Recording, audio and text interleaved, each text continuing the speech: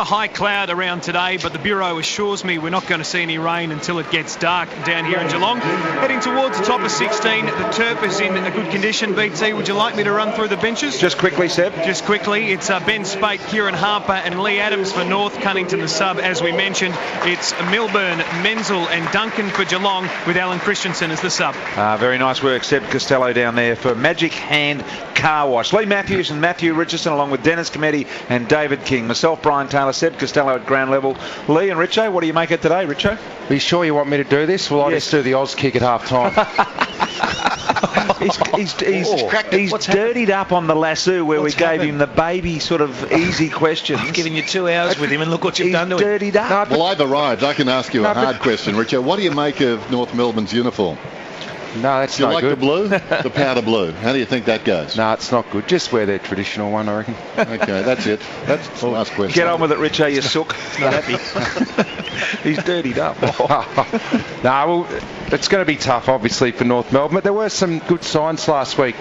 I liked the look of McMillan. I thought he straightened them up. His kicking was very good. That's why he was brought into the team. They don't have a lot of good kicks, so he was a positive. Anthony and Adams were good last week. Bloody Ferrito was fantastic. But the battle today that I'm really looking forward to, probably the most improved big man in the competition, the Goldsteiner versus Brad Ottens, who's starting to get back into some of his best form, the big pill. So that's going to be a crucial battle in the middle here today. And both teams love going through the corridor, ranked number 1 and 3 in the competition. But with North Melbourne today, we asked Darren Crocker before the game if they were going to change that. They're going to have to be careful because Geelong forced more turnovers than any team, and if they turn it over in the middle, it could be trouble for North Melbourne. So on that note, I think the Cats will just be far too strong. Down here, it's very hard to win, Lee. I'm just thinking Lockie Hansen. I mean, we saw what happened last week, and that bloke on the trolley who got there when he was already off the field knew more than we did, because he looked like he was just completely gone. Yeah. And he's playing today, isn't he? I mean, he's in the team. I'm looking for him. He's definitely out there, isn't he? He's definitely there, isn't he? He's definitely there, but maybe the guy on the trolley thought he is seriously injured. I don't want to get there. That was the funniest thing when the trolley arrived after he was off the ground. Well, he's going to follow that stretcher. They probably need him to get involved today, Hansen, because once you go inside 50 against Geelong, it's very, very hard to score.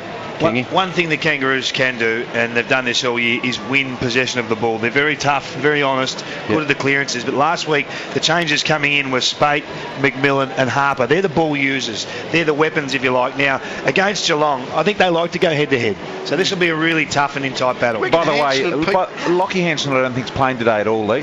I heard he was a withdrawal as of yesterday.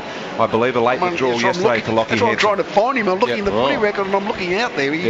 No, he was a late withdrawal yesterday. But I was just going to say that they look much better when Petrie's playing deep forward, don't they? It gives them someone to kick to. It makes sure that Scarlett might, well, I guess with Scarlett and Lonergan and Taylor down there, they just let Scarlett play pretty much on the third one most of the time. All right, well, we're a couple of minutes from getting underway here, and the umpires are in the middle. By the way, the umpires today, Chris Dolan, Corey Bowen and Justin Smith. What do you think's a pass mark today for the Kangaroos? Because I think most people then expect that Geelong are going to win. The Kangaroos maybe just coming down here to just give their best efforts. What's a pass mark for Brad Scott? Does he have to win to be a pass mark? Everyone's talking about these pass marks now. I don't know. I mean, the circumstances of the game could determine what's a pass mark. A couple of injuries, who knows? Well, the game hasn't started yet. I know. Well, okay, so if things stay as they are, and it doesn't rain, and the breeze doesn't whip up, I would think within 6 or 7 goals. It's terrible to start a broadcast saying this. Well, I'm just... Isn't it? Don King would never do that. No. Well, he'll go in the third round, I reckon. Well, that'll give us some energy for the Kangaroos if they're in the fight. Around the grounds for Vic Super, Shane McGuinness, you can give us a bit of an update, extended, what's happening there? Bulldogs on the back foot at the moment, BT. Swans by 11 points, 5-6-36. The Dogs 4-1-25. Only 4.5 minutes left in this term. Dogs yet to score, so they could go 2 weeks in a row without scoring in the second term. Swans looking very good through the midfield at the moment, starring Ryan O'Keefe. He's got 13 possessions. Matthew Boyd among the best for the Dogs. All right, nice work, Shane McGuinness there with his report thanks to Vic Suber. That one from Marnie Garova. Shane will be at the MCG this afternoon. Fremantle and Richmond getting underway there as well. Does the record mean anything today, Richo? 25 consecutive games is on offer for Geelong down here. Does it actually mean anything to the players? I don't think so. No, I don't think they'd be going out there with that in their mind. So I'll tell you what would be going through their mind is they'd be supremely confident every time they step out onto that ground. But the actual figure, I don't think they'd be thinking about that at all. But, I think you guys made the point this morning during the program. It's a diluted record anyway, isn't it? It's a B-grade opposition. That's a good point, actually, wasn't it? Yeah, it was a very good point. Deep in the Geelong forward line, they're going with Mooney and Podsiadly and Hawkins, so they've got the real three bigs all down there at the same time. And just a question, did Goldstein get any votes last week? We gave him 3, didn't we? Did. Ah, so, yeah. Well done. Best on ground. He was too. You've restored my faith. So opening bounce at Skill Stadium on a Saturday afternoon under cloudy skies. We're underway on 3AW and relays. It's one down by Goldstein. He's inspired by getting the votes. It spills wide. Diving in there was Selwood. Slips a hand pass back to Enright. Enright drives it down inside the forward 50 for the Cats. Up comes Mooney back in the side this afternoon. McMahon able to punch it away towards the boundary. Close to the line. Strong tackle applied by Swallow, and the umpire says it was in the back. It's going to be a Geelong free kick, and from the angle I've got on that player, he's pretty hard to identify. It's Stokes who gets up with the football. He's on his knees with his head facing away. Don't know them that well. As the kick comes inside the forward 50, offhands, it falls behind. Rawlings has got the footy. It's a free kick, and it's going to North Melbourne this time, and McMahon will take it. Yeah, he was another very impressive player last week, McMahon, in the back half, and here he is with a kick to Brady Rawlings. Always impressive, Brady Rawlings. Handball over the top, an opportunity now with Thompson. Just one of their good, solid contributors. His kick is intercepted by Harry O'Taylor. Plays on immediately. Harry Taylor goes long and deep into the forward line. Mooney was there. Selwood got back. Handball comes to Stokes from Bartel. Stokes from 30 metres out directly in front. Missed to the right-hand side. And the first score going Geelong's way. Kicking into a very, very slight breeze at the Geelong City end of the ground on the Stockdale Lego scoreboard. Geelong by a point. Harry Taylor, very good at those intercept marks, and you can't do that against Geelong. Got to use it better coming out of that back 50, North Melbourne. Reimer in the back pocket, takes the short pass and then coughs it up, kicks it directly to Mackey. He's at right half forward, plays on to Bartel. Bartel launches another assault, deep into attack. Podsiadly going back for the Cats with the flight of the football. That was a strong mark. Last time he played against North Melbourne on this ground, he booted 5. He's directly in front, 15 metres out, going towards the Geelong City end of the ground. Second time out of defence, second interception on the 50-metre line, and as soon as it comes back quick, all the zone or the forward zone players got plenty of space. Podsiadly converts. So the Cats off to a bright start. Then it along to 1-1 on the Stockdale and Lego scoreboard. North Melbourne yet to score. Yeah, well, Podsiadly ends up on his own in that scenario. After a point kick in, his player's not on him, he's in the zone. They turn it over outside 50, and Podsiadly, that's what you love as a key forward. You're able to get off your man, and he took a very nice mark in the end. Tom Hawkins actually held his opponent down for Podsiadly to take it, but North Melbourne, you can't turn the ball over against Geelong. They're the best in the competition and making you pay for that. Matthew Richardson on 3AW football, and the Stockdale Lego scoreboard is being generated only by Geelong at the moment. Melbourne haven't really been forward of the centre of the ground here. North Melbourne forward of the centre of the ground here as yet. Zeeble in the middle, Goldstein doing the ruck work. Swallows there as well. Up they go. Otten's had the front position. No real winner there. Ball hits the deck. Chapman bowls one over. In they go. We'll probably have another ball up here as a result of the 0-0 draw between Corey and Zeeble. Bang it up in the middle once again. Good day for footy, as Seb alluded to. Overcast conditions here, but very little wind, just a light zephyr. Don't say that to Seb because he's not sure what a zephyr is. Bartel goes short. Podsiadly extends the jukes, took the mark out in front. Bartel through traffic, gave the handball to Kelly. Kelly draws Selwood to the ball. Selwood takes the mark. Mooney was on the lead and free as well, but Selwood will line up 45 out on a 45 angle. Well, not a good start from North Melbourne. Geelong love to possess the ball. They possess the ball more than any team in the competition, and that's what they've done so far. North just can't get their hands on it, and Geelong are making them pay. Looks like Brent Harvey is trying to get towards Selwood, I guess, to try and drop off any Geelong tagging player. Joel Selwood comes in from 45. Good looking kick. That is magnificent. Selwood kicks Geelong's second goal. Still haven't quite got up to date down here with the scoreboards. 2-1-13 Geelong. North Melbourne are yet to score. We've played 3 minutes in this opening term. He's a good player, Selwood. I think he identified really that Harvey, who he's obviously got the height advantage on, was with him at the stoppage, but when Geelong got the ball, he just charged into the forward 50. Brent Harvey tried to sort of follow him in, but was nowhere near him in the... he's a good player, Joel Selwood, isn't he? I mean, we say it over and over again for a bloke, still early 20s, but just he's a wonderful player. Oh, he's a champion. What you can do as a Geelong midfielder is you can push hard forward with confidence, because you're so confident that your teammate's going to win the ball. You can push forward and get on the end of it. You can't do that if you're playing for North Melbourne as much. Cats dominating the game. They're up by 13 points. Back in the middle, there's the bounce. Ottens has to wait. Goldstein with the run, flicks it down behind, goes after his own ball. Could have almost been held without it. Harper trying to knock it through the pack. Taken by Swallow, kicks it down towards half forward, spills off hands. Back goes Hunt, overruns the footy. Now an opportunity for Petrie. He goes after the ball. Did he fall in the back of the Geelong player? Geelong need to be careful now, trying to emerge with the football. Flinging it out was Hunt. Spills towards the pocket. Tracking it back is Mackie. Trying to get it out of bounds, I think. Won't succeed. It runs outside the 50, though. Hand pass comes across towards Zeeble. Zeeble upended. Barco's got it. Whistle. It's coming back. Zeeble will get a free kick, BT. Yeah, about 65 metres out from that Barwon River end of the ground here. Jack Zeeble on the members' side of the ground says, come on, Drew. Come to the pocket, and he does. Lovely kick. Beautiful Zeeble. Petrie marks on his chest, but on a difficult angle about 40 out. He didn't have a lot of room to lead into Drew Petrie, but he identified the space that he did have, and it was a perfectly weighted kick by Zeeble. It couldn't have been any better than what it was. There were Geelong defenders coming off. Kelly and Corey were in the vicinity, but the kick was just far too good. Threaded the needle in that zone. It was magnificent, as you say, Richo, from Jack Zeeble, and he almost asked Petrie to come into that pocket. Petrie now lines up. That is also brilliant.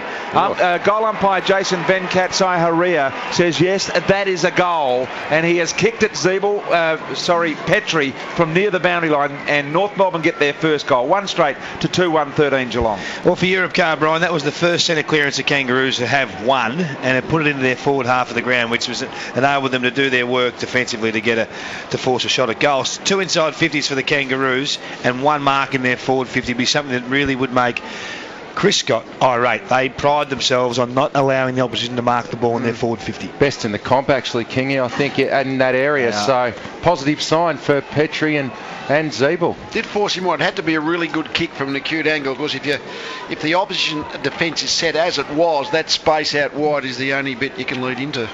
Bounce back in the middle then. North needing that one. It's not a good bounce. In fact, the umpire recalls the bounce. It went back over the head of Goldstein and knocked it down. We were talking about the record for the Cats, but possibly the biggest story today concerns the Scott twins. I mean, that's quite remarkable. The first time they've clashed at this ground, and certainly Chris with a team that's been red hot. Rad's had his problems. Out of the middle, kick forward by Kelly. Terrific mark by Chapman.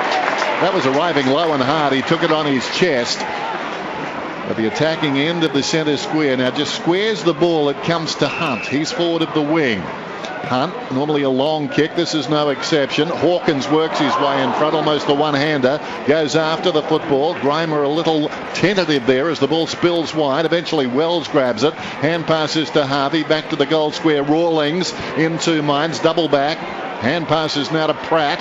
Pratt lays it off to Thompson. They've got the numbers, though. Hawkins working double time. They've got him in the old triangle there as they work it around him. Short one comes out to Spate just outside the defensive 50. He plays on immediately. Hand passes to Pratt.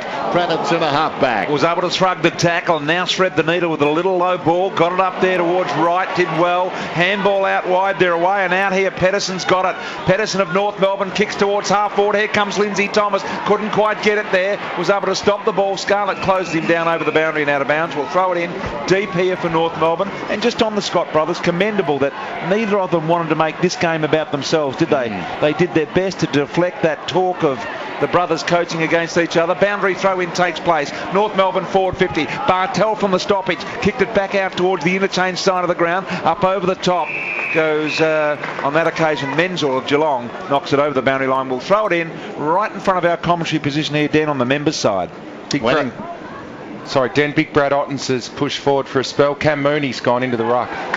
After the boundary throw in, Varco comes away with the football but pulled the kick, wasn't quite sure what to do with it. As a result, it was a nothing. It was gathered by Pratt, got it across towards Spate, kicks inside the forward 50. Petrie was there. Offhand's a chance for Anthony, running away from his own goal. Long hand pass comes back, taken by Pedersen. Untidy hand pass, put a teammate under pressure. That was terrible. And luckily, Rawlings is going to get a free kick. Chapman was bearing down and certainly in ill temper and took him high, but they dodged a bullet right there, North Melbourne. Centering kick from Rawlings comes across to Pratt, and he is in the centre circles as he takes this mark at Skills Stadium. And plays on now with a kick, looking for the lead there of Harvey. Wasn't a great choice in the end. Milburn's handball was too hot for Scarlett to handle. Picked up by Anthony, has a shot from 48 and misses out to the left-hand side, and that is a minor score. So 1-1-7 North, Geelong 2-1-13 here on the Stockdale Lego scoreboard. Quickly around the grounds for Vic Super, Shane McGuinness. Half-time in Canberra, BT. It's the Swans by 5 points, 5-6-36 to the Dogs, 5-1-31. So Josh Hunt replacing Taylor Hunt in the team this week. Just looking for a long target, I'd suggest, and goes virtually straight down the middle and gets plenty of distance. Podsy Adley was up, couldn't handle the mark. Anthony grabs it, hand passes to Pratt. Pratt sends it back towards full forward. Josh Hunt takes the mark. A little bit of kick to kick. Heard it discussed this morning on the program. Comes out wide. The mark is taken by McMahon, sliding on his knees about 60 metres out from goal. North Melbourne were good at this last week, locking the ball into their forward half. It's going to be a lot tougher today against the Cats. Matthew Richardson and Lee Matthews on 3W football. Here's McMahon taking his time to get it forward. Now Petrie's got a bit of a run at it. He jumps over the top, almost marked it on his chest. In the end, Thomas got the handball off but could do nothing with it. Kelly now to Hunt, but he's trapped in the pocket. Hunt handballs backward, did it really nicely to the old stager. This is Melbourne. He goes to another one of those, and Scarlett in the opposing back pocket. Scarlett now goes up the outer side of the ground here, looking and finding Podsy Adley, who's hurt himself in the marking contest with Spate. It was a good mark by Podsy Adley, but he has hurt himself. Right leg injury here to Podsy Adley at half back. Gets up and he's sort of looking a little better as every second passes by. Podsy Adley kicks the ball high to the wing, right on the FJ logo. Over the top went Corey. Mark was paid to Corey in the end. I thought the man in front might have almost got the go-ahead there. And the umpire being pedantic by saying, OK, in fact, it's not going to be a Corey mark. As Podsy Adley comes towards the bench. Let's go down to Seb. Doesn't look too good, Seb. No, he doesn't. He's not being carried off in any way. He's got a trainer with him at the moment, as you mentioned, BT, heading towards the bench as we speak. Cracker Barrel looking to just trying to break into some sort of jog at the moment, Dennis, is Podsy Adley. Looks like me in the morning. Yeah.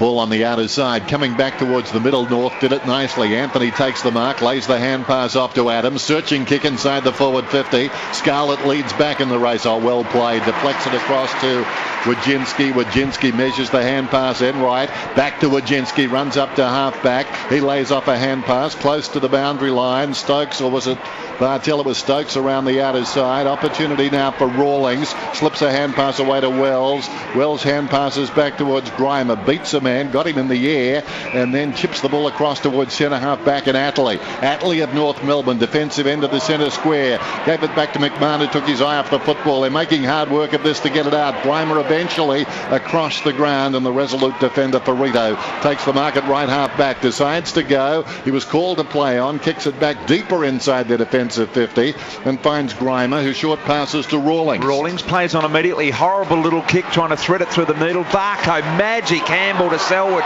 Selwood couldn't duck the head and slip the tackle, but he's got one high. Plays on. Was not looking Grimer. Selwood's able to kick it inside 50. Otten's one-on-one. Got up the one claw, couldn't hold the mark. A free kick has been paid. It'll go to Otten's. 25 metres out on a slight angle. Brad Otten's will line up for Geelong's third goal. That's the extreme height, bulk and strength that Thompson, just sort of that smaller defender, tends to grapple because they just know they're out bodied and out position, held on slightly. 6-point lead to the Cats, and got a shot here for Brad Otten's. Going to ask Richo, with the absence of Podsy Adley, did Podsy Adley did look not so good for him. If he is out of the forward line for the rest of the day, what does it do to the structure? Let's have a look at the Otten's goal. Comes in and he's hit the timber work, so a minor score. 2-2-14 Geelong, North 1-1-7. Richo, what does it do to the forward structure for Geelong? Well, I think, as you said, it just takes away the structure that they went in. Obviously, Mooney and Hawkins not in great form. I don't think it takes away a lot of goal kicking, because neither of those three have been kicking a lot of goals this year, but it does just change around the matchups and structure. North on the move. They've taken it to centre half forward. Petrie took the mark, tried to play on from the ground, not bright. Comes across towards Scarlett, comes back towards a teammate now in Wojcinski. He's tackled, diving on top of the football. Zeeble holding the ball, goes against Wojcinski, and the free kick will be taken by Swallow. You can tell North are really keen to play the ball on quickly. They're prepared to give the handball. Obviously want to try and move it as quickly as possible. Swallow inside the forward 50 then. Petrie was the target. Off his hands. Wells overruns the footy. Comes across towards Pedersen. Taken by Thomas. He snaps. Oh, well, he's got a run of behinds going again, but that breaks that snap. He put it through beautifully. I think, what did he have? 112 last week? I can't remember exactly. He got a goal and then he started on another point building exercise, had about 5 or 6 on the trot, and this one has broken that run as well. Terrific snap there, and certainly a good guy's goal of the day for Rinai. It's amazing when it's low percentage. Basically over his left foot or over his right shoulder. Didn't have time to think about it, just put on the boot and got it through to start the goal kicking sequence again. BT, I think that was a good guy's goal of the day for Rinai. There is the good guy's goal of the day for Rinai. Den just sometimes a little sleepy. Ball back in the middle here, and it is a 1-point lead now with the Cats. Otten's doing the ruck work against the big Goldsteiner. Got it down to Wells, who cleared it out of the middle with a nice hoof down towards half forward. Running after the ball here is Harry Taylor. Did well to pursue, couldn't get hold of it. Wojcinski trying to tackle. North Melbourne into attack yet again. Goes towards Goldstein. Got both hands on it, couldn't get it. Selwood over the back, brushed off the handball to Mackie. Mackie was touched as he went to kick and put him off enough that McMahon just marks forward to the centre circle. Looks back towards the middle. Gives it to Wells. Gee, they need a game from him this afternoon. Want him to find some space and run. Looks inside the forward 50, sets it up. Would imagine Petrie's the target down there. Well, inadvertently it struck him behind the pack. It came off hands. It's picked up by Scarlett. That should be a good duel as it develops this afternoon. Scarlett and Petrie taken by Hunt. Kicks back towards half back. In front is Duncan. Ricochets off his body. Bartell stood up in a tackle. Gave it to Duncan. Duncan slips a hand pass away to Mackie. Mackie breaks from half back. Kicks to centre field. Hawkins was up. Had the arms taken, will get the free. And the time this takes allows a few players to stream down the ground because no one was deeper than Hawkins. Now, Podsiadly, who's back on the ground, is inside the forward 50. Short one comes across to Duncan. Duncan spots Milburn. Well, that's an interesting kick. Milburn has to chase it down. Runs inside the 50. In the opposite direction was Pedersen. Well, they've got the numbers around the football North and they'll bring it away. This is Pratt with the footy. It is indeed. And right in the middle finds an opportunity here with Harper. One of those young players they brought in last week for better kicking skills and some more run. He and Spate and McMillan. Here's Lindsay Thomas tackled by Chapman at ground level. Hunt received the handball. Immediately got it off to Selwood, who's been prominent already. Selwood goes out wide and finds Varco 70 metres from goal. Varco with a spearing ball to Podsiadly on the lead, and he's taken the mark about 35 metres out on a pretty acute angle at the Geelong City outer end of the ground. And that'll start it at half back for Geelong. They turned the ball over because of a poor kick by Harper. Looked for McMahon on the lead. Couldn't find him in the corridor, and if you turn the ball over there, invariably goes down the other end, and good ball use into Podsiadly in the pocket. The Pod kicked the first goal of the game. Here he is some 17 minutes later, lining up for another from about 30 metres out, favouring his left side. He's pulled it to the near side, minor score, so 15 plays 13, Geelong's way at the moment. 17 minutes in this first quarter, Dennis, on the Stockdale and Lego scoreboard. Let's quickly go around the ground. So Vic Super, those half-time scores again, Shane. Yeah, Sydney by 5 points, BT. 5-6-36, the Bulldogs 5-1-31. Matthew Boyd leading the way with 16 possessions. Anthony's got the football now after the kick-off for North Melbourne. Just chips it out towards left half-back. McMillan has it. Hard against the boundary line. He was impressive last week. Likes to run, does that, has a bounce as he comes across the ground and drives it back virtually to the goal square for North Melbourne. To Pratt. Pratt the hand pass to Rawlings. Rawlings in two minds. Not a bad kick though. Swallow has to wait. This will be interesting. Swallow and Selwood. Selwood combines with Bartell to win the football. Menzel a hand pass to Chapman. Oh, beautiful. That was terrific football. Varco took the mark and just lays it into the path of Stokes. 35 metres out, directly in front. How crisp was that? That was good play by Varco, because his speed got to Rawlings at that last instant, just affected the kick enough to create the Geelong turnover, but then it came back and Barco was rewarded for actually the turnover he, I think, created. Appetising clash. Swallow in midair with Selwood. Swallow crashed to the ground. Selwood stayed on his feet, and as a result, Stokes kicks a goal. Cats get their third. They run to 3-3 now. North Melbourne are 2-1, and that is on the Stockdale and Lego scoreboard on 3AW Saturday afternoon under cloudy skies at Skilled Stadium. That's just modern footy now. It's all about forcing turnovers in your forward half of the ground, and Geelong are the best. They force 77 a game, BT, and that is by far the best in the competition. And the higher you go up, the more placed, the better you place on the ladder. It seems, Lee, the more instinctive that things happen. Like that was just an instinctive chain of handballs, wasn't it? Well, what we've seen in the early part of the game is Geelong, just with a little bit of time and space, with ball in hands, will maintain possession and cut you up.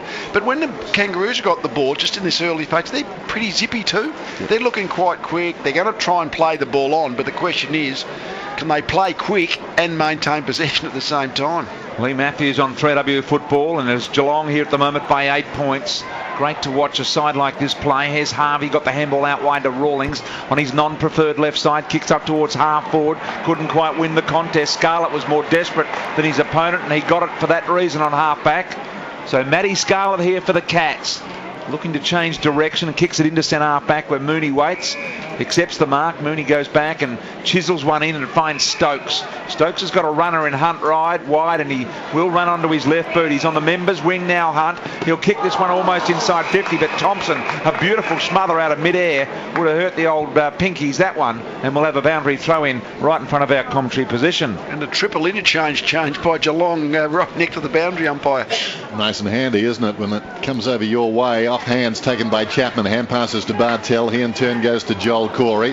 Again a smother from North Melbourne. That time Harvey. The ball goes to Thompson, the man who laid the previous smother. Back to Harvey with a hand pass. Right on the boundary line. Duncan feeds a hand pass to Bartell. The Cats on the move. Chapman again. Kelly dropped a simple mark inside the centre square. Hand passes back to Enright. Beautiful evasion. Feigned a hand pass. Kicked it down. Gathered on the bounce by Hawkins. It was intended for him. Whirling around. Wojcinski puts it right under the chest of Pratt, and he's defending pretty well at the moment. Pratt goes across the ground into the path of Harvey, and then the ball proceeds to run away from him. Not a great game in terms of physical contests at the moment. Geelong seem to be doing as they wish, pulling out all the party tricks. Chapman comes for another spell on the bench. Milburn will come on. You just look at the ground now and you see Matty Scarlett. He is in the middle of the ground. He just directs traffic and sets the Geelong defence up. 8-point lead to the Cats from the stoppage here. Corey gets it 40 metres out. Snap at goal, missed to the right. So 3-4-22 Geelong.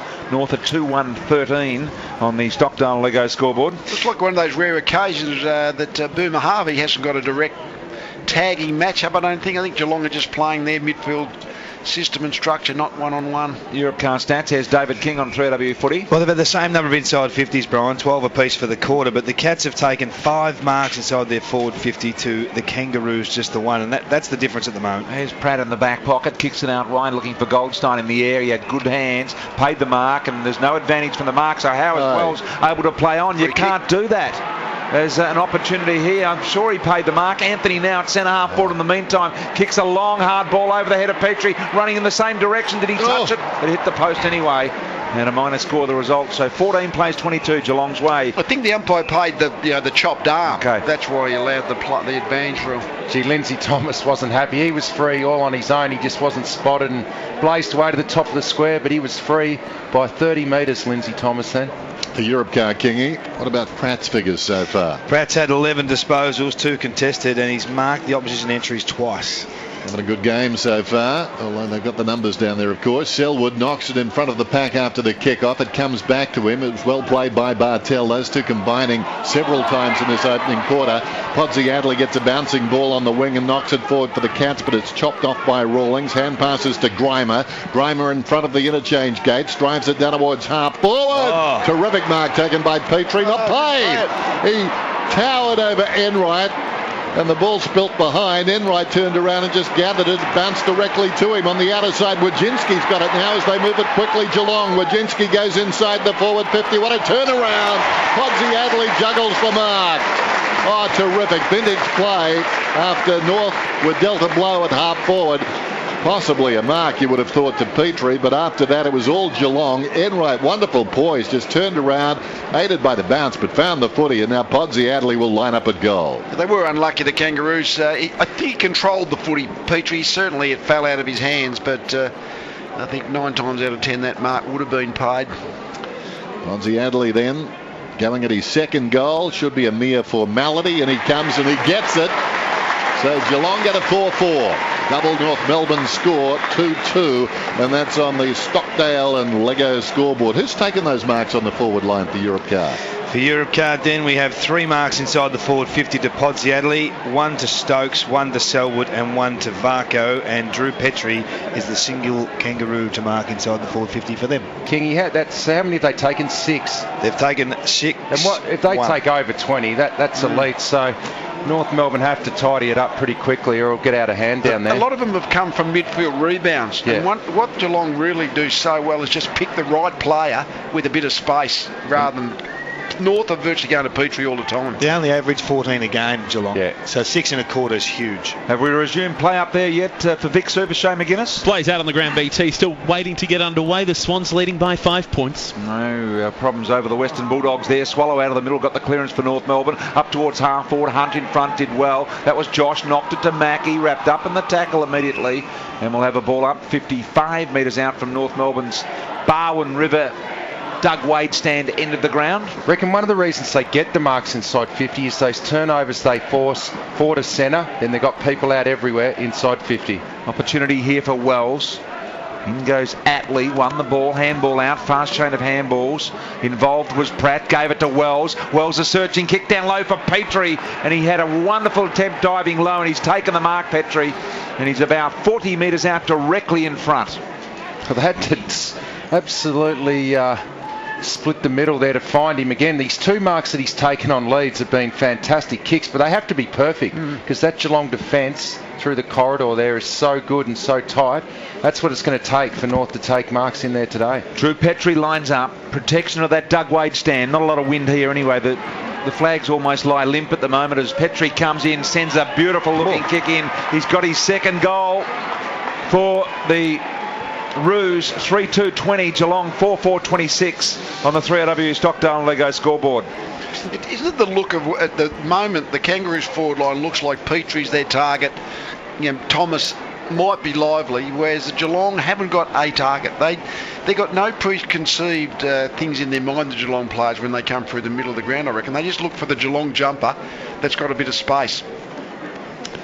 He's certainly a power player, isn't he, Petrie?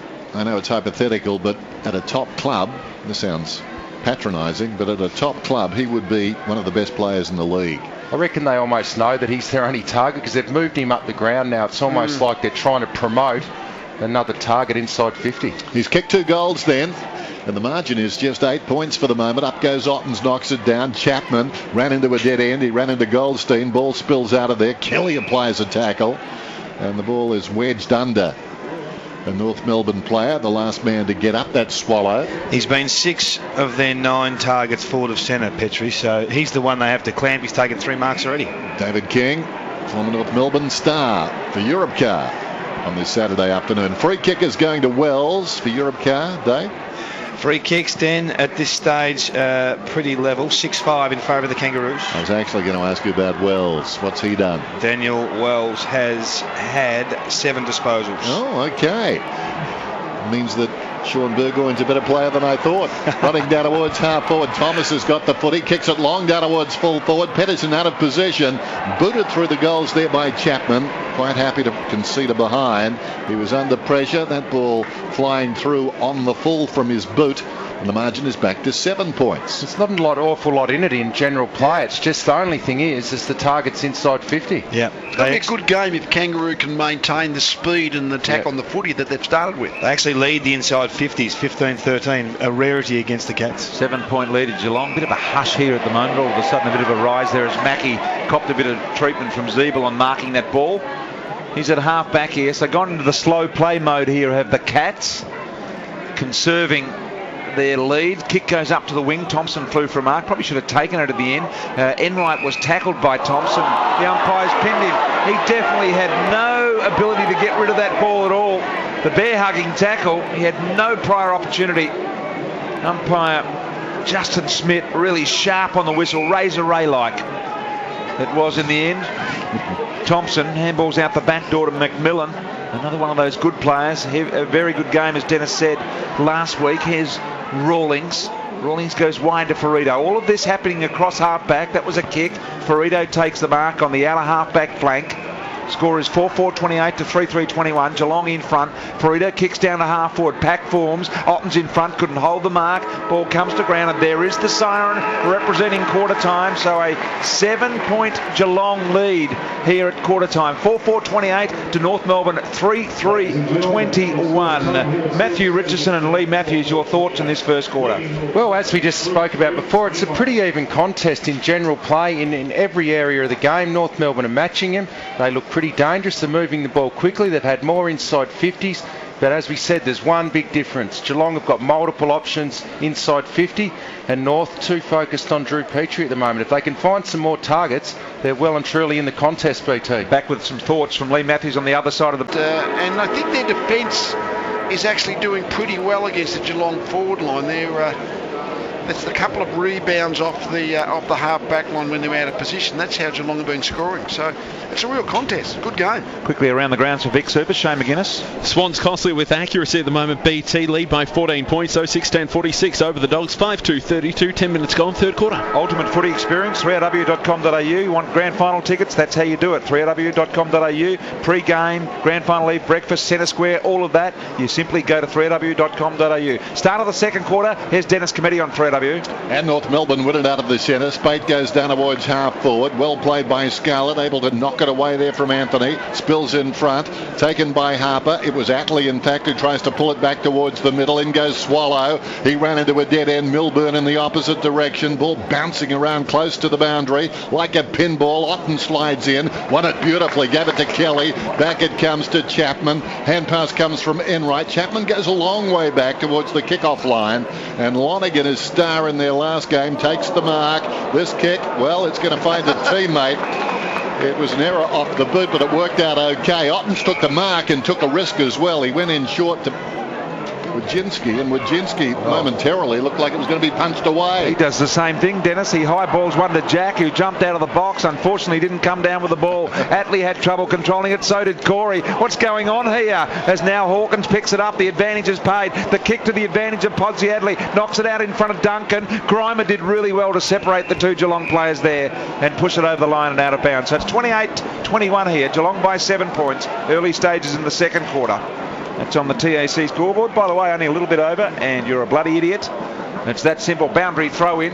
Corey applies the tackle on Swallow.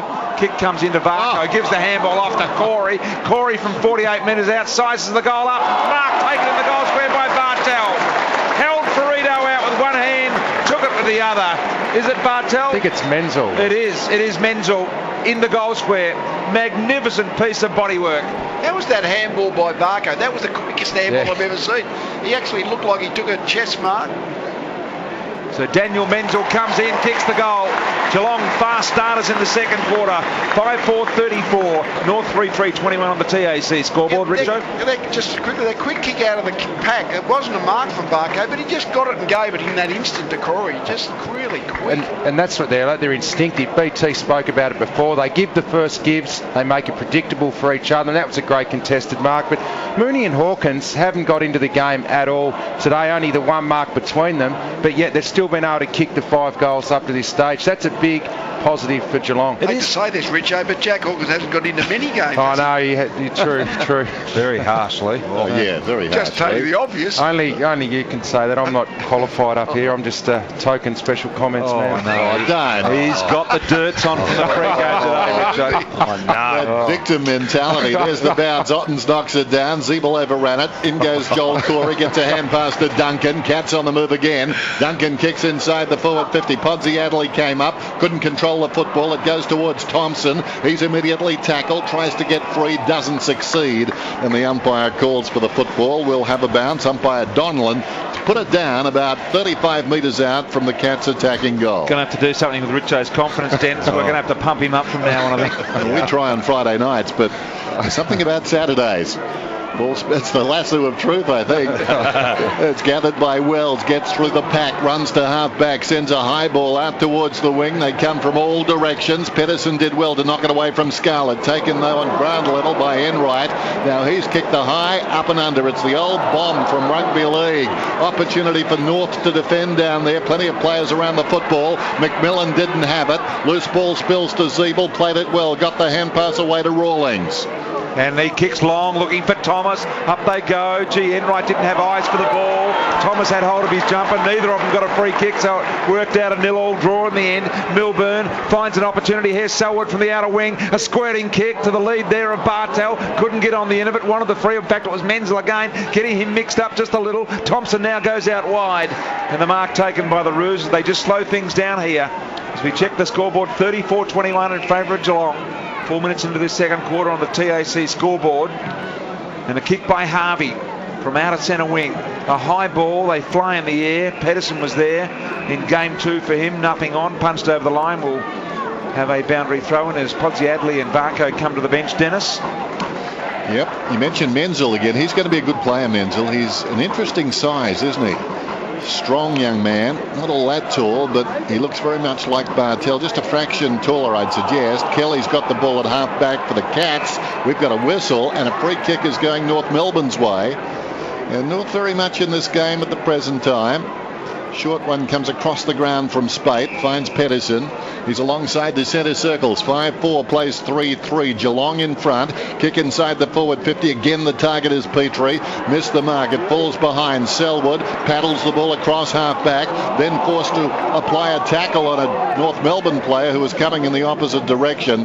Momentarily had the football, that North player. We've got a ball up about 35 metres out from goal, Dave. He's been the target 7 times, Drew Petrie. How long can he keep standing under these packs? Well, he went against 3 Geelong players then, and that's going to wear him down by the end of the day. He has to kick 6 or 7 goals and have 12 marks for them to win it at this stage. Europcar stats coming your way today, courtesy of Europcar. Funny that, Menzel, opportunity, ground level ball. Here's Pedersen again, starting to get a bit of it. Kingy is Pedersen of North Melbourne. Free kick here will go to the Roos way, Pratt. He's had 6, Brian, and this quarter alone another 2. Pratt has got it from 65 metres out. 2's not a lot. No. Over the top, and I said he was getting a lot. Comes off hands at the back of the pack. Little squirting kick from Spate. Didn't quite have the journey on it. And a minor score the result. 3-4-22 North. 5-4-34 Geelong on the TAC scoreboard. Quickly around the grounds for Vic Super. It's the Swans by 9 points. BT 6-11-47. The Dogs 6-2-38. Zeph Skinner on for his first run in AFL. Geelong bring it out quickly. Corey's got the ball just forward of half back. Rides a would-be tackle from Zeeble. Hand passes to Duncan. Duncan goes down towards right half forward. Mooney, who's been quiet up, couldn't complete the mark. It's gathered by Grimer, who tries to hand pass it across to McMahon. Crowd wanting deliberate, but McMahon, I think, was his target. He was happy. 50 cents each way. We'll have a boundary throw in down towards right half forward. Ruck scrapple. Hawkins gets a hand to it. Directs it down. Intended for Enright. Slides on his knees on the logo. In the opposite direction is Harper. Harper's over the football. And I think he'll be penalised for holding it. Young Harper, who made his debut last week, and the free kick will go to Enright and/or Mackie. It's going to Enright. So Enright, right centre wing for the Cats. And he looks at the bench as if to say, can I get one of those players coming on? And he decides not to. Go straight down the ground. Podsiadly over the top. Knees into the back of 2 players. One of those Selwood and the other one Brady Rawlings. And absolutely creamed him, the big boy, wearing 31. Swallow on the run, linking play through the middle from Harvey. Atley involved in the finisher Wells. Brian play from the Roos. Look at the kick to Petrie. He marks on the chest. 45 metres out directly in front. And that's the best play of the day for North Melbourne today. Yeah, straight through the corridor. Matty Scarlett tried to get back and help Lonergan on Petrie, but he just had far too much room that time, and a one-out scenario inside 50, and any good forward's going to take a mark there. What about the work of Rawlings, boys? Back and back with the pack. He's had 12 disposals. He looked like he was down for the day for a moment, Brian, for Europe Canada. Did indeed. In comes Petrie from right on 50. That is a monster kick. A little bit right, though, on a minor score. 23 plays 34. Geelong in front of the 8-minute mark here of the second quarter. Not many guys can do that, Dave. That really hurt him, didn't it? He was on the ground and he realised he had to get up, and he did, but he wasn't well. Not your eye, Dan. Steady, Dave. Forward of the wing, it's taken by Selwood. Looks across the ground. Well, going back with a flight, but Harper's got to play on this ball in the opposite direction. Menzel did brilliantly. Knocked it down to Chapman. Chapman hand passes out wide. Ottens back to Chapman. When did you see me play, Dave? It comes across the ground. Anthony knocks it down. Opportunity for Spate. Opportunity now in turn for Mackey. Mackey to midfield for the Cats. They surround the football and it beat them all. It bounced out of that circle. Gathered by Harvey, who's been quiet. Gave it across to Swallow. Trying to combine there with Goldstein. Goldstein tried far too much. Delusions of adequacy. Taken by Duncan. Kicks a goal. It bounces and goes the wrong side of the goal. Just to behind to the Cats. Golden opportunity. They get a 5-5. North Melbourne a 3-5, and that is on the TAC scoreboard. Probably should have gone for Podsiadly on the lead out wide then. Quite have the run on the legs. Duncan. And I saw Dennis Cometti coach in the South Suburban competition over in Western Australia. That was after your waffle spell, Dennis. What was he like? Was I still timid? He coached Maddington, I think, to a couple of premierships, didn't you, Dennis? 3 in a row, as a matter of fact. And it was the best competition outside the waffle, so very nice work, Dennis. Thank you for bringing it up, Brian. Yes, an opportunity here now for Harper out wide on the wing of North Melbourne. Around the corner, luckily finds Zeeble, 55 metres from goal. See, Zeeble had the runner out wide, Anthony. Geelong would have given that. North don't, because they're not confident. Zeeble now from 55 winds up, sends it to an open goal square, looking to get it over the top. A big mark, Petrie. That is a classic mark in the goal square. And Drew Petrie will go back and line up for goal number 3. That is a mark of the year contender from Drew Petrie. He was looking for the space to lead into, but there wasn't any space. Eventually Zeeble just kicked it along, but Petrie came back to the goal square. Big jump, great mark. It was indeed. The big man has looked lively up forward, single-handedly keeping the Roos in it. Goes back, kicks the goal from point-blank range. 4-5-29 North, Geelong 5-5-35, and the big fella up there for the Roos has 3 goals. Well, he's having a day out, and he's been the line take. He's taken 5 marks. He's been targeted 8 or 9 times, 8 times now inside their forward 50, and he's playing well. He's kicked 3 of their 4 goals. But as we said before, if this rate keeps up, he's going to have to kick 8 goals for them to win the game today. But they're only a goal down. They're right in the contest in all areas. In fact, they're probably getting on top in general play at this stage. And the 8 goals, that might be possible. I don't know whether they're going to win anyway, but he's in good touch. He's good form. He's a good player. If I'm GWS, I'm sort of reaching. I'm sort of trying to find the checkbook, Kingy. For Drew Petrie. No, well, Attack the poor clubs then. Good, he jumps on and off. That's what they'll be doing. How long is he contracted for? Out of the middle, Adams launches one. Lonergan goes back, knocked it down, goes after the football. Corey overruns it, paddled towards the boundary by Thomas. Thomas gave it across towards a teammate in Harvey, smothered off his boot, and it ricochets out of bounds. You want to go to GWS, just make sure you play well in that last game of the year so Dennis can remember and slot you in. They've made a change to put Taylor deep onto Petrie now. Boundary throw in, Ottens pulled it out of the ruck, gave it off there to Duncan, advanced the ball Podsiadly style, but McMillan was in the way, did well to work the handball back, got it back off Brady Rawlings. He conceded about 20 metres running backwards before he turned sideways and just sent the little kick sideways to Thompson. Thompson does likewise, gains a bit of ground on Big Goldstein. The Steiners out wide on that new Geelong stand side of the ground. Comes in on the left boot, a high ball, looking for and not finding in the end. Number 39, Pedersen, the mark taken by Hunt. Hunt transfers play, Dennis, over to Melbourne at centre-half back. Melbourne going okay this afternoon, going okay this season. Hand passes to Duncan, decides to run it out. Well, Zeeble is floundering, trying to catch Duncan.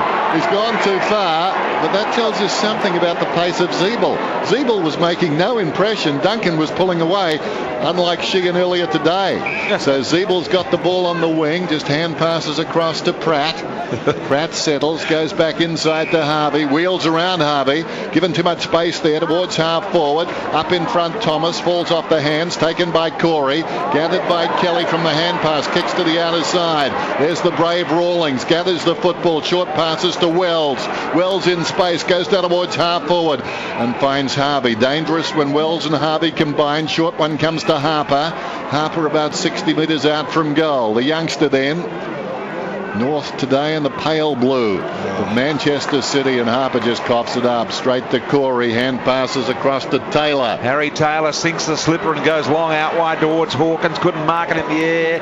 Trying to run off the pack there. An opportunity was for the young man in Stokes. Couldn't get it done. Free kick, says umpire Smith, and it'll go the Roos way on the outer wing out there, and it'll be Thompson. So Thompson's got the ball. They're down at the moment by a goal here, the Roos, and they're pressing to the Geelong City end of the ground. Thompson waits, eventually told to play on, ran into the tackle of Hawkins, shrugged it off. Now Thompson goes long and direct. In they come. Petrie's in the pack. He flies high. No winner in the air there for the Roos. Taken away by Corey. Duncan slid the handball to Varco. Exciting speed through the midfield. Lovely kick to Mooney. He presented. Looked to give another handball. Went this way, that way. Sold some hand candy. Got it back in there. Comes to Mooney. Tackled and driven forward there by Harvey. Unlucky not to get a free. The crowd go berserk. Opportunity here once again. It's Wajinski. Got it out there to Mackie. Ball held in. We'll have a ball up. Centre half forward for the Cats here. It's Geelong by a goal. 15-minute mark of the second. And for Europcar, Dave, the Moonster, how's he going? The Moonster's not going real well. He's had the 3 disposals, just the 2 marks. I think we saw a couple of the disposals right there. So until that moment in time, pretty quiet day so far. He really is struggling for form, the big guy. Selwood feeds a hand pass back after the bounce to Mackie. Mackie goes long down towards full forward. Oh, terrific grab taken in defence down there for North Melbourne by Rawlings. What a player he is. He's a good player. He's a player who's absolutely maximised his natural talent. Yep. I mean, you really admire just enormous mental strength. Great midfield tag, and now he's going back and playing really well to permanent defender. Okay, can you get the checkbook out? We might take him too. On the outer side, knocked forward by Goldstein. Overrunning the ball is Anthony. Spinning out of the pack is Kelly. Gives a hand pass to Selwood. Selwood runs inside the 50. Can he beat the second tackler? Well, just.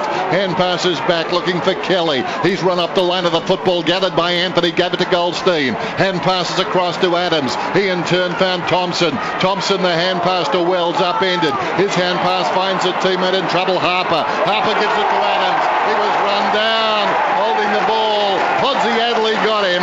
Wonderful pressure by Geelong. Good skills in the build-up there by North as well. Oh, it was a vicious tackle, wasn't it? Podsiadly gets up, slams it long. Otten's running in the same direction. Off hands Melbourne.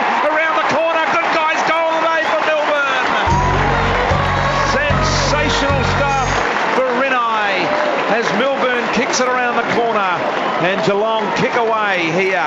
6-5-41 to North Melbourne, 4-5-29 on the 3WTAC scoreboard, Richo. I'll tell you what, it's high risk footy at the moment. Both teams love going through the corridor. Both teams 1 and 3 in the competition. If you do that, though, you're going to have turnovers, which is what happened then. And a great contest from the big pill.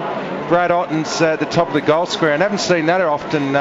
Milburn crumbing a goal, but he did very well there around the body. You know, one of those things I love to sort of, who's the sub and who might be the 1 or 2 players that will be subbed. I reckon for Geelong, they'll eventually sub Hawkins or Mooney. Yeah, he's intrigued by that, Lee, the sub. I love who's going to be subbed. That's what I like looking for. Vic Super around the grounds margin, Shane.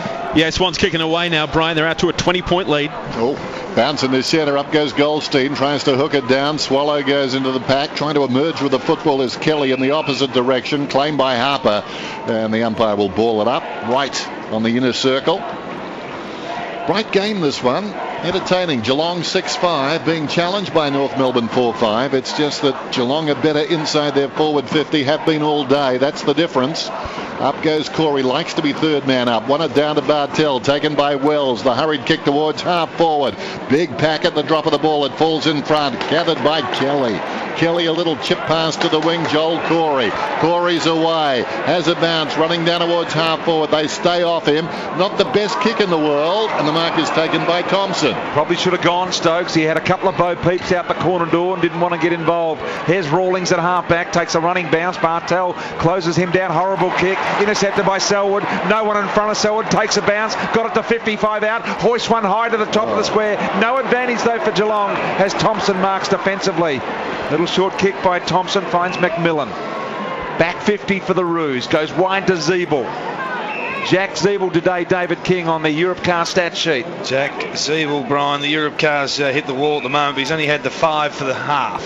He's built like a weightlifter in a way, isn't he? I mean, he's really bulky, like just really solid. And in that uniform, he looks Scandinavian. Sign him up, McMillan. Scandinavian. Opportunity. Mackey flies high, juggling attempt. Here it comes to Thomas, quickly out of the danger zone there and kicked it through the interchange gates, and we'll have a boundary throw in centre wing on the members' side. Are you on the recruiting panel for GWS then? No, I just like to wield power when it's not mine to wield. You mentioned it before, Rawlings would be an unbelievably good foundation player for one of those new clubs. Okay, so we got the bookends, you and I. Boundary throw in off hands. It comes in front. Joel Corey gets a hand pass away, falling to the ground. Wojcinski tracks it across the boundary line. Another throw in. 6 minutes out from half time. Geelong lead 41-29. Grey day. Terrific day for footy. Thrown in. Ottens knocks it down. Stolen by Harvey. For Europcar, Dave, Harvey. Can't help you at the moment, Dan. Sorry, Dave. Comes across towards Mackey. Give us a hoy when you can. Right. Stokes has got the ball inside the centre square. Goes short. Coming up, the mark is taken by Hawkins. Well, it's a strange dichotomy, Hawkins and Mooney, as the kick is marked inside the 50. It wasn't a good kick, but Mackey, who was standing directly behind his opponent, and that was Spate, was able to juggle the mark. So Mackey will kick from about 52 metres out. Well, once again, it was high-risk football through the middle with a great pass to Hawkins, which gives Mackey this shot at goal. Mackey, normally a pretty good kick, and this one is no exception. He puts it through. Long-range goal to the Cats. There's 7th, and suddenly they get a bit of breathing space. Geelong is 7-5. North Melbourne are 4-5, and that's on the TAC scoreboard. If they're playing Collingwood, though, Lee, would they be able to do this, come through the middle? Collingwood are a lot better at forcing the turnovers. It's not going to stand up against the Pies, this sort of game plan. And a much better defence. I mean, it's really about effort and execution, and while the Kangaroos can sort of match the effort, then they're probably in the game. But as soon as their effort drops off a fraction, the execution of Geelong enables them just to sort of score just that little bit too easily. That was Lee Matthews, one of the greatest players of all time, sitting alongside the Tigers team of the century, 15 times goal-kicking superstar, Jack Dyer medalist, just to get him up and about a little if we can. Just rising off the seat a little bit now. Matthew Richardson back in the middle, up goes Ottens, 18-point lead. He is 3 goals to 1 in this quarter for the Cats. A clearance by Chapman to go with it, advances it forward on the head of Hawkins, just punches it away, spills to Thompson, head over the ball. Bartel went over the top of him, and now the ball's locked in. We'll ball up. 55 out from Geelong's Bowen River End goal. You've really upset Richo today, and Mike Sheehan too, the way you smacked his horse. This is a big... Mike Sheehan's still here, though. What about Mike Sheehan, Dennis, naming a horse after himself called Sheehan? Oh, isn't that the height? Taken by Kelly. Down he goes. Strong tackle by Swallow. Chapman hand passes to Barco. Barco the snap over the shoulder. Who wants it most? Podsy Adderley came hard. Couldn't complete the mark. Thompson gives a hand pass. The pressure from Geelong is suddenly terrific. Kelly grabs a loose ball and snaps the goal. What a beauty. That is a good guy's goal of the day for Renai. Pay less, pay cash. 8 goals for Geelong, 8-5. North Melbourne are 4-5, so the margin 24 points. And that was wonderful pressure leading up to a terrific snap on the TAC scoreboard. The margin suddenly 4 straight goals. They just seem to be. You mentioned that word pressure, and that's exactly what's happened in this last 5 minutes. All of a sudden, Geelong have just lifted the tempo a little bit, and the pressure on the Kangaroos play with the footy's gone up a notch. and all of a sudden they break the game open a little bit, get the 4-goal lead. Time on here, a red time, and you can see the natives here in the stands that have owned these seats for centuries, Dennis, are starting to head off to get the pastry. 21 minutes expired in this quarter, 24-point lead. They think it's safe. They'll enjoy the lunch. Gee, the smell and aroma of scones and sandwiches and baked pasta in this stand is unbelievable. The Western District Farmers, of course. Opportunity now for Scarlett. Mightn't be any of those here, but it certainly smells like they are. An opportunity now with Scarlett at ground level. We'll have a ball up attacking 50 for the Roos. A rich tapestry you're weaving there, BT. Well, look behind me, Dennis, and it's just a couple of roast beef rolls have rolled into the box. Oh, we're the media. That's always a good start. Off hands, here's Melbourne. Sharp handball. Got it out to Mackie. Mackie goes those low penetrating balls. Podsy Adley, clean at ground level he was. Got it off to Wajinski. His handball was partially smothered by Spate. In they go. Barco, who's been dynamic and slick today. Kicks up towards half forward. High ball on the head of Hawkins. Got a one-on-one. Almost took a mark, Tom. Something a little unusual there as Grimer at centre half back. Now works the ball in there. Here's Atley. Atley gives it to Harvey. Harvey hand passes to Grimer.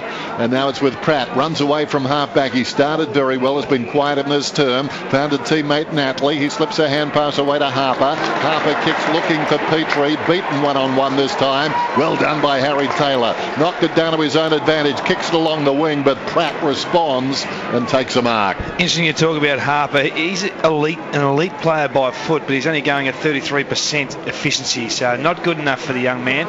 Kicked out towards half forward by North Melbourne. Petrie in the contest. Spills off his hands. Chance there for Wells. He can't keep it in. And it goes out of bounds right on the arc of the 50 meeting the boundary line. It's 8-5 Geelong, 4-5 North Melbourne. Boy, if you try and get a seat in the stand we're in and it's not your seat, watch out. It is security big time down here. These are owned. There's Petrie with a quick kick out of the pack. Comes towards Scarlett. Saw a man down there questioning before and he was quickly hassled out by the members as Scarlett sends a kick wide looking for Mackie over the line out of bounds right in front of the Toyota stand there in that pocket. And scoreboard here at 53-29. Just saw Matty Scarlett there. There was a stoppage around the 50. His opponent goes in, doesn't really have any impact. So Scarlett just sifts back and mops up. Sorry, Richo. If you're going to do that, you've got to have an impact because he'll clean you up every time, Scarlett. Was he playing at the structure, Richo, you reckon? No. He was back in his ability, I think, wasn't he? Geelong, in the meantime, running it through midfield. Barco, last man in the chain, kicks inside the forward 50. Bounces obligingly for Bartel, who centres the ball to Menzel, his lookalike, who's marked 15 metres out directly in front. Wonderful transference of play from across half back to now just a mere formality, one would assume, for a goal. Well, what happened? Because he went to that stoppage, it made it 9 versus 10, whereas he just had to come out and play on Scarlett. Number 10 kicks the goal. So suddenly it's out to 30 points. Half-time just 2 minutes away, and certainly this game has changed in complexion. Geelong a 9-5, North Melbourne a 4-5 on the TAC scoreboard. Well, we heard a lot about structures and all those kind of things and team setups, but being able to think your way around the field surely is even more important. And Scarlett made that decision before. Richo, enough players in congestion, I'll pull out the space. And the way Bartel just in, a little bit of pressure in the forward pocket, the way he thought about where the pressure was, where his free teammates on. I mean, you'd like to say you could teach it, that's just but they just can think their way around the field. 30-point lead here, quickly around the grounds for Vic Super. Shane McGuinness. Just getting underway in the final term, BT. It's the Swans by 26 points, 9-11-65 to the Dogs, 6-3-39. Geelong by 30 here. The kick 5 goals to 1 in this second quarter. Out of the middle, Stokes got the clearance, advanced it inside 50. McMahon marks in the back half for the Roos, wearing their pale blue jumpers today. Just under 2 minutes remaining in the quarter. McMahon, steady as she goes, wants to bring it out to the members' side. A high ball for Goldstein to mark, and he doesn't let him down at half-back. The Steiner just taking his time to dispose of the ball. He'll end up going straight up the line with a kick. Nothing presents in the midfield. The kick is ordinary, and Melbourne takes an uncontested mark in front of the interchange area. Kicked a goal earlier today. Good snapshot. He goes back to Hunt. Hunt right on the defensive 50. Beckons players towards him. Takes something off the kick. That's a beautiful kick. Finds Mackie. Attlee came up to him. Mackey could have gone out wide to Wojcinski, decided to hand pass back inside to Scarlett. It works out okay. Kicks inside the forward 50. Big pack at the drop of the ball. Claiming a mark down there was a Geelong player. Nothing doing. Spills out of the pack, taken by Thompson. In goes Mooney, though. Steals the football away. Hand passes to Stokes. Beats a would-be tackler. Lines up on goal and kicks the 10th one. Oh, wonderful play by Stokes. Good guy's goal of the day for Renai.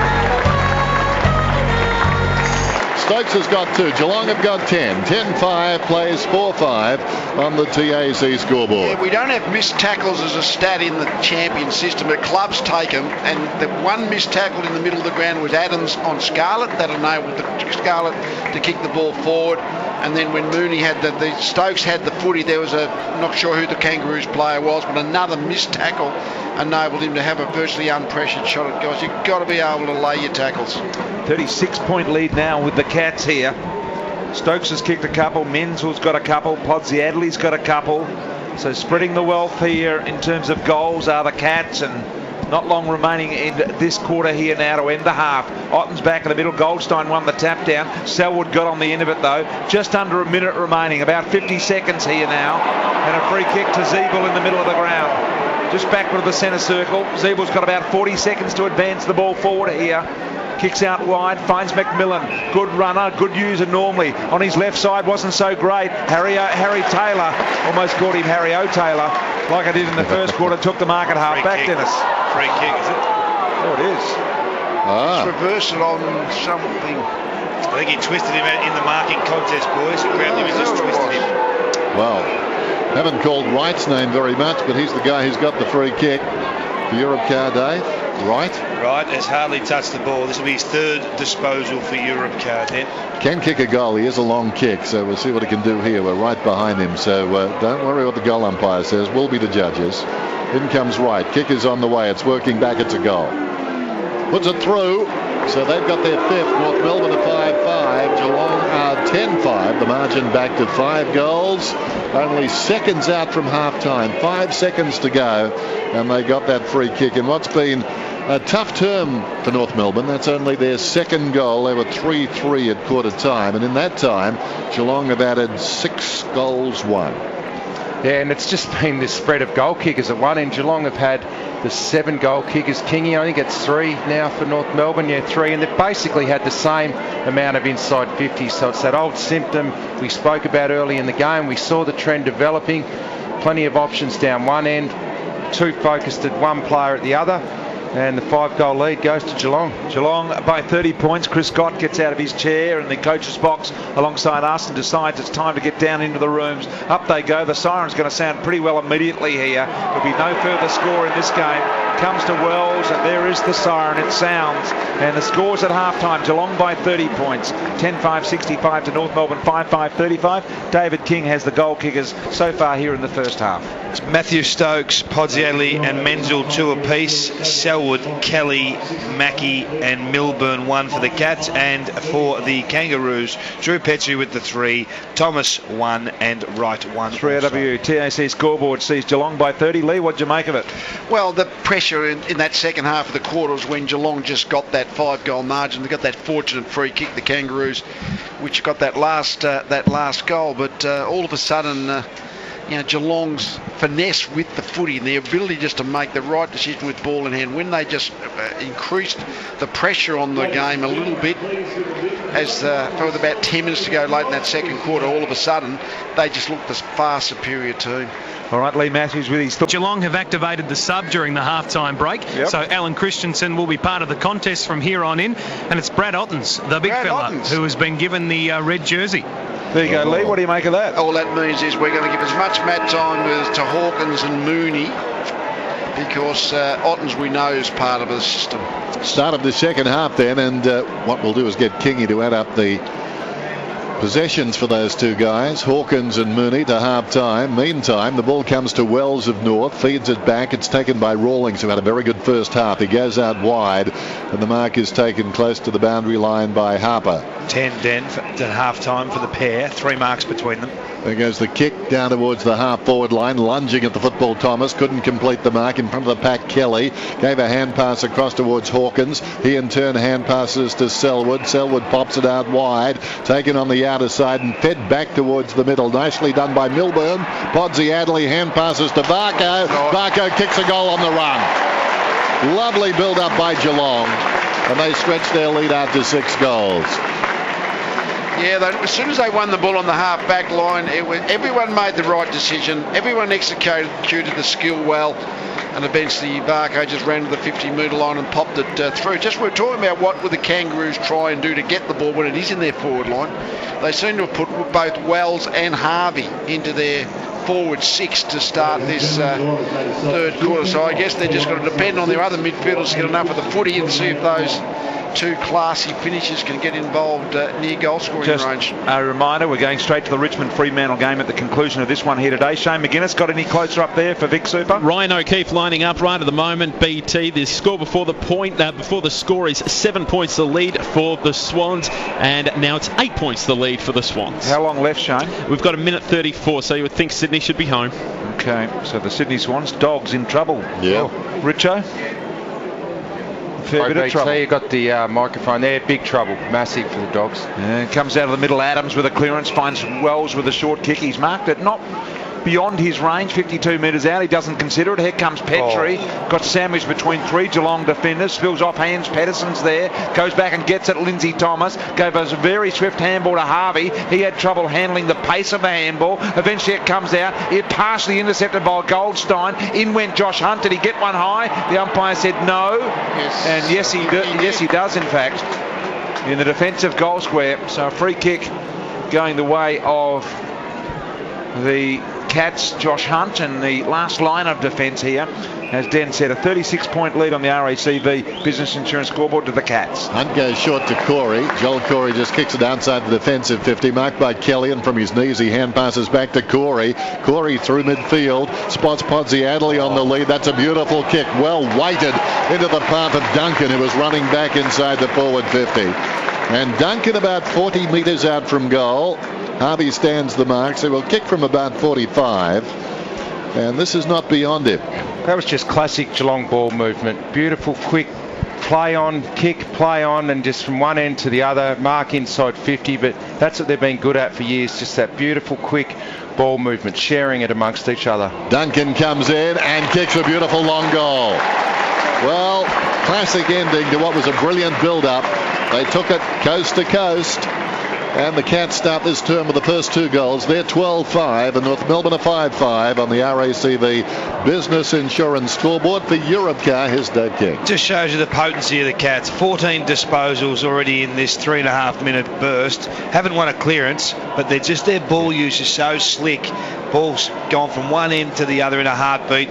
2 goals in 14 possessions. The other interesting thing for the season, we've only got 7 goals for Hawkins, Mooney and Podsy Adley between them. Mooney hasn't kicked a goal this year, so that's good signs for them. They're getting the job done, they're winning.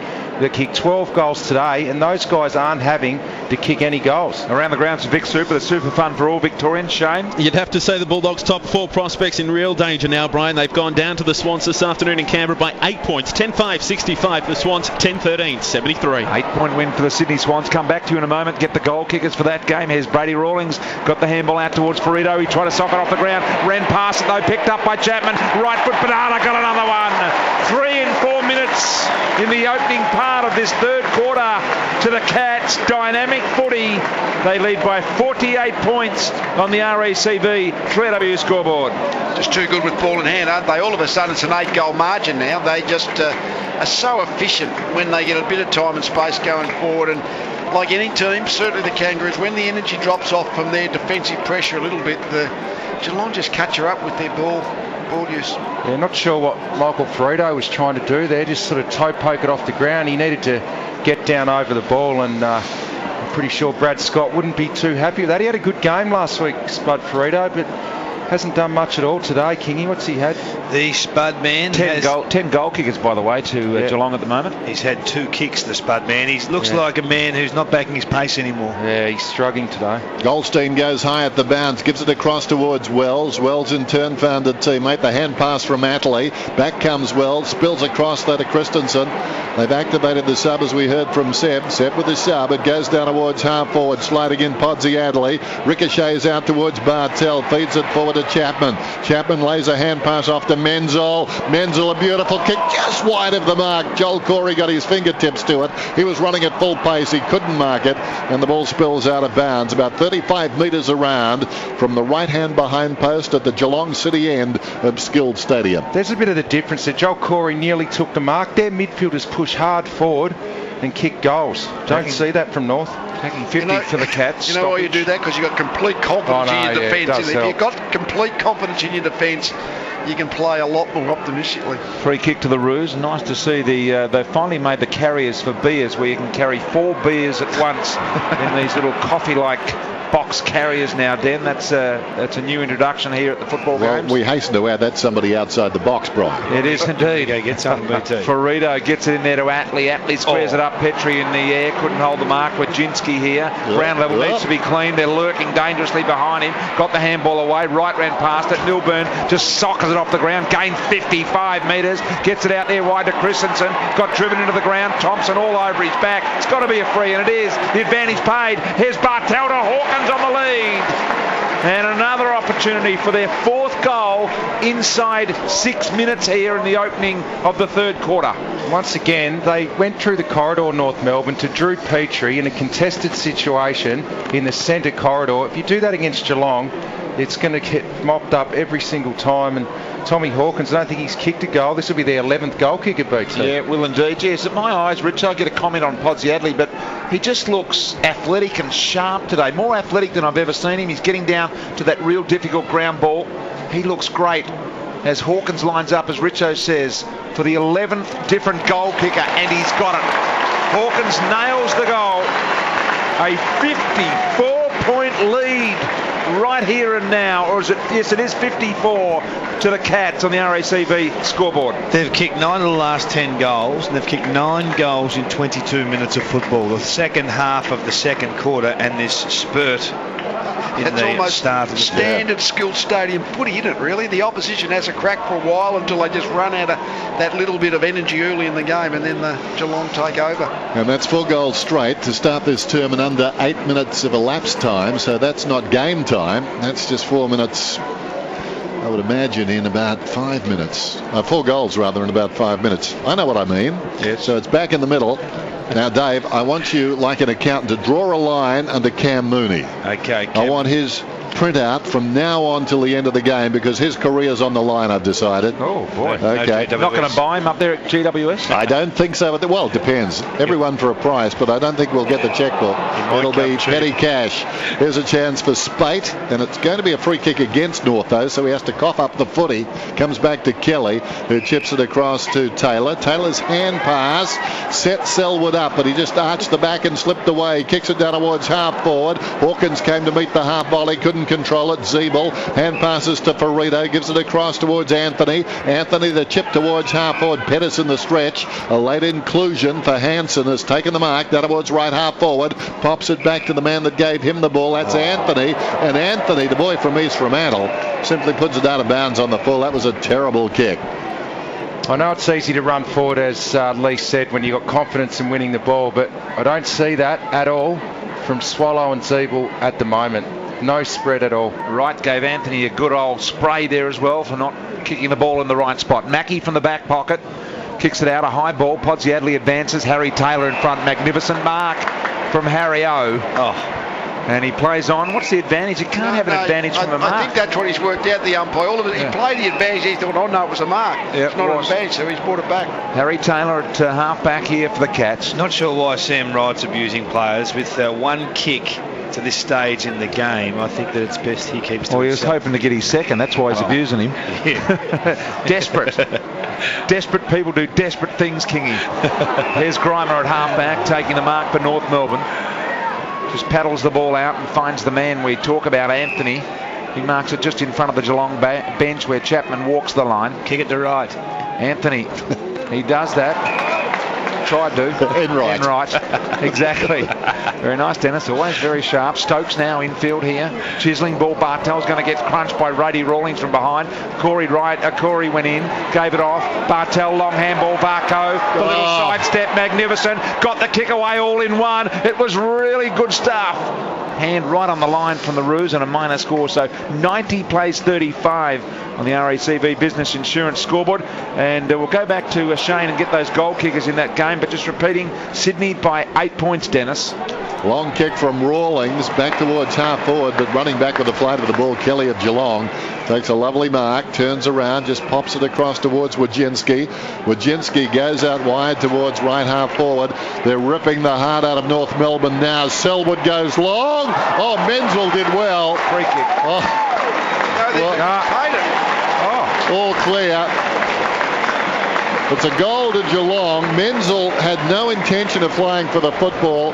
That's a moot point, actually, because he wanted to get that ball through the goals without having to make a play on it. Dennis, that's the unofficial rule book. You can do a lot of things on the goal line to shepherd the ball through. You can't do it in any other part of the ground. No, I think we'll call that the Bob Johnson rule. That's the unofficial rule. Bob used to lock up on that line. But seriously, if he'd done that in the middle of the ground, it would have been an unrealistic attempt to mark and a definite free kick to Kangaroos. Geelong by 61. Vic Super, Shane McGuinness, goal kickers that game. Sydney won over the Dogs by 8. Yeah, the multiples BT, 2 apiece to Ryan O'Keefe, Andreas Everett and Mike Pike, the Canadian well for the Dogs. 2 to Jared Grant, Daniel Gian Syracusa, and 2 to Brody Moles. Ryan O'Keefe, 26 possessions as well, best on ground this afternoon. Sydney by 8 points. Boy, miracles happening. Osama bin Laden caught during the week, and Mike Pike kicking a goal. Absolutely incredible. 2 goals, was it? It was unbelievable the stuff. difference by the sound of it, Brian. Yeah, Lonergan Taylor.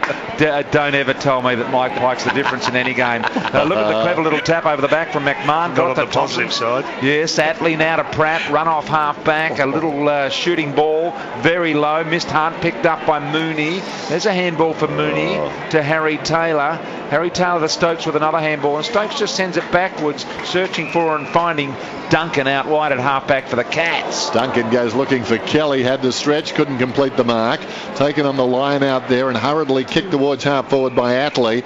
And coming across the mark is taken by McMillan. He looks inside the forward 50, just stretching. Lonergan, who played a very good game against Hawthorn, controls his man there and takes the easy mark. Chips it to Milburn. Milburn outside the defensive 50 to Mooney. Oh, he's flared, Dan. Mooney's got it. He's had 2 this quarter for Europe Cup. Goes short. Thank you very much. Keep on that, Dave. Menzel towards half forward. Hawkins going back with a flight of it. Goes across the ground having marked the ball. Punched away with 2 fists there by McMahon. After it goes that man who's looking good according to Brian. He looked good then. Podsy Adley gave it to Hawkins to Varco. Short one comes across towards Bartel. Slaps it to Selwood. Selwood will bounce it through for another goal. It's got no touched on the line. He was being a smart Alec Mackey. No, he was trying to protect it through, but the ball just bounced back a bit instead of running on as he thought it would have. You got to grab it and kick them, BT. Exactly, and that's what I mean. Team play. It was good team play. No, you got to grab them. Make him a certainty. Turned out to be bad team play, but the thought was okay, surely. Brady Rawlings kicks in from full back. Up they go. Goldstein knocks it down. Wells in front. Varco out of juice at the moment. There's Christensen. Handball comes back to Swallow, so they're under pressure every time they get it in their back half here, the Roos. Pratt long handball over the top to Adams. Boy, lucky he got the shepherd, otherwise Mackey was all over him. And now they go wide with a Thompson kick, beautifully delivered to the left-footed Thompson. Lindsay Thomas, around the corner finds Anthony on the kick. And Anthony is marked 60 metres out. Good build-up from the Roos. Last kick wasn't so good. Intercepted by Enright. And from half-back he hoiks it out in Harry Taylor's direction. He's at left half-back, Harry. Short one comes to Menzel. Menzel just lays it into the path of Christensen. And that'll be 50. No, he hasn't paid the 50. The crowd certainly gave the 50. They could see it coming, actually. Pratt probably half a step late. That was on the cusp of being 50. Christensen just plays on, wide of the mark, without a care, kicks to centre half forward. Menzel almost the mark, spilt it, taken by Swallow, hand passes across to Thomas. He in turn goes to McMillan, back to Thomas, runs out towards left half back, very short to McMillan, all of about 5 metres. Swallow tries to soccer it through the congestion, eventually picks it up, hand passes to Harvey. Harvey lays it off to Thomas. Thomas goes down towards left half forward for North Melbourne. Scarlett comes across on the angle. Will he keep it in? Yes, he will. Backed himself. Hand passes to Lonigan. Lonigan hand passes then to Joel Corey. Or is it Milburn? It's Milburn who stops, kicks across the body, but the mark is taken by Pedersen. Sub North, boys. Uncharacteristic the way he didn't use the ball then. I think Zeebel's been subbed, has he? That's right, Richo. Yeah, Zeeble out, which brings on Ben Cunnington. I don't know why they would be doing that. For Cracker Barrel vintage cheddar. And a mark has been taken here in the meantime in front of goal by Wright. About 15 metres out. So just clear the subs up for the day for us if you can for Cracker Barrel vintage cheddar. Sure, the Cats activated at first BT at half-time, taking off Brad Ottens for Alan Christensen, and now at about the 13th minute mark of the third quarter, you've got the North Melbourne taking off Jack Zeeble for Ben Cunnington. Dennis, do you think we can be convinced Mike Pike kicked a goal until they release the photos? Well, he got 2. We need 2 photos. Second week in a row, Zeeble has, by the way, been subbed out of the game. So can he run out games? Obviously not if they're taking him out of the game. Here's Wright with his second game for the Roos. Their first of the third quarter here. 15-7-97 Geelong, and the Roos 6-5-41. Obviously North Melbourne know a lot more about Zeeble and where he's at than I do, but the questions on him are his fitness and ability to run out games. I would have thought by playing out games he'd gradually get better doing it. So that's just my thoughts on it. Richo, I think that's a silly statement because you're in the media. Yeah, well, don't worry about what the club thinks. You know. Yeah, but I think that's what we're in. We second guess people. Well, that's our job. I think he needs to start playing some full games to get his fitness up. It's not like they're in the contest here and they're going to win it, is it? No, exactly. So are you bringing the sub in for that player to replace that individual player? Because what happens if you get an injury and you still have Zeeble involved in the game? That's the problem. Goldstein goes up and taps it down, taken by Swallow. He's immediately grabbed. In goes Cunnington, the sub on the ground. It comes across towards Enright. Hand passes to Joel Corey. His hand pass through the midfield, taken by Swallow. Dragged off his hand pass. It came across to Mackey. He was upended. Goldstein took a mark. Hand passes to Harvey. A lot of handball in there from both sides. Harvey hand passes across towards Harper, and Harvey is slow to get up. The kick goes into the forward line meantime for North. But a good defensive mark is taken by Lonigan, who's simply becoming a better player. He's looking better every time I see him. Lonigan, 25 metres out from his own defensive goal. And the question was raised this morning on the program, or just afternoon actually, on our football preview. Who would Mrs. Scott be barracking for? Well, at the moment, I reckon it's North. She would like to see Brad not get thrashed this afternoon, and it's looking a bit that way. It is indeed. And the mark. You're right, she was bargaining for the draw, so that's exactly what she'd be bargaining for now. Well, that's off the table, the draw, isn't it? The draw's off the table, but close to the draw as possible. Wright's got their free kick about 60 metres out for his third goal, second in succession here for the Roos. A little bit of a mini surge. Wright comes in from 55. Big ball. Hasn't quite got the journey. Petrie flew high. Couldn't get it over the top. Off hands. Quick kick at goal. I think it might well be there by Harper. It is. Harper's kicked the goal. Roos have got 2 in a row. And they're not quite back. But 15-7-97 to the Roos. 7-5-47. Not far off back. BT, they've kicked the last 2, as you said. Look, I think that you look at the clearances, and they're winning this clearance battle this term for Europcar 6-2, the Kangaroos. So it's not necessarily their endeavour, it's just more their class. Yeah. They don't seem to have the ball users or the efficiency coming out of the back half. Clearances aren't a big winner for the Cats this year, actually, Kingy. They've been low on the ladder. They're 14th in clearances, so they rely on just that once the clearance is made, they then win the ball back and attack from there. Ball back in the centre of the ground then. Currently it's 15-7 to 7-5. North with a couple of belated goals, and they get a free kick at the centre-backs. Goldstein starting to assert himself. Now that Ottens is off the ground, he's had a much better term this term. Comes out wide, taken by Anthony. Anthony looking down towards half forward, just repeating Ottens has been subbed. So the ruck work being shared by Mooney and Hawkins. Strong mark in defence taken by Harry Taylor. Harry Taylor, of course, a terrific aerialist. The more you see of him, the more you appreciate his ability. Goes out wide to Varco. Varco a quick hand pass. Teammate under the pump. I think it's Christensen who couldn't handle it, and the ball ricochets and goes out of bounds. In fact, it was Stokes out there. Boundary throw in. Oh, Drew Petrie. Every time the ball comes near him, he's got Lonergan and Taylor. Both the third bloke's just jumping and marking, the other guy's holding him down. Got a photographic memory too, Harry Taylor. Training his mind to be that way, Dennis. It's not natural for him, but he's in training to have a photographic memory, and he's done pretty well so far. He can remember every country and the capital cities of those countries in the world, Dennis. Every country. Terrific. Well, every country.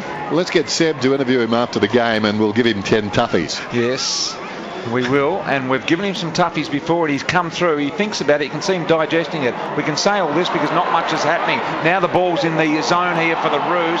Tackled was Melbourne as he goes to ground, and we'll have a ball up right at the edge of the attacking square for the Roos. How does that help his football, BT? Oh, just memory, opponents and all that sort of stuff. Strengths Tactics. and weaknesses. Well organised. He actually has his own filing system on opposition players. He does, Richo, something that perhaps you might have considered at some stage during your lengthy career. If he has a filing gone system, to the bench, Richo, you would have had to. I just needed to remember one goal kicking routine to the next. That was about it. Free kick here for the Roos has been plucked out by umpire Smith, and it will mean that in the end, I tell you what, that was Christensen sitting on the bottom of the pack then, I reckon.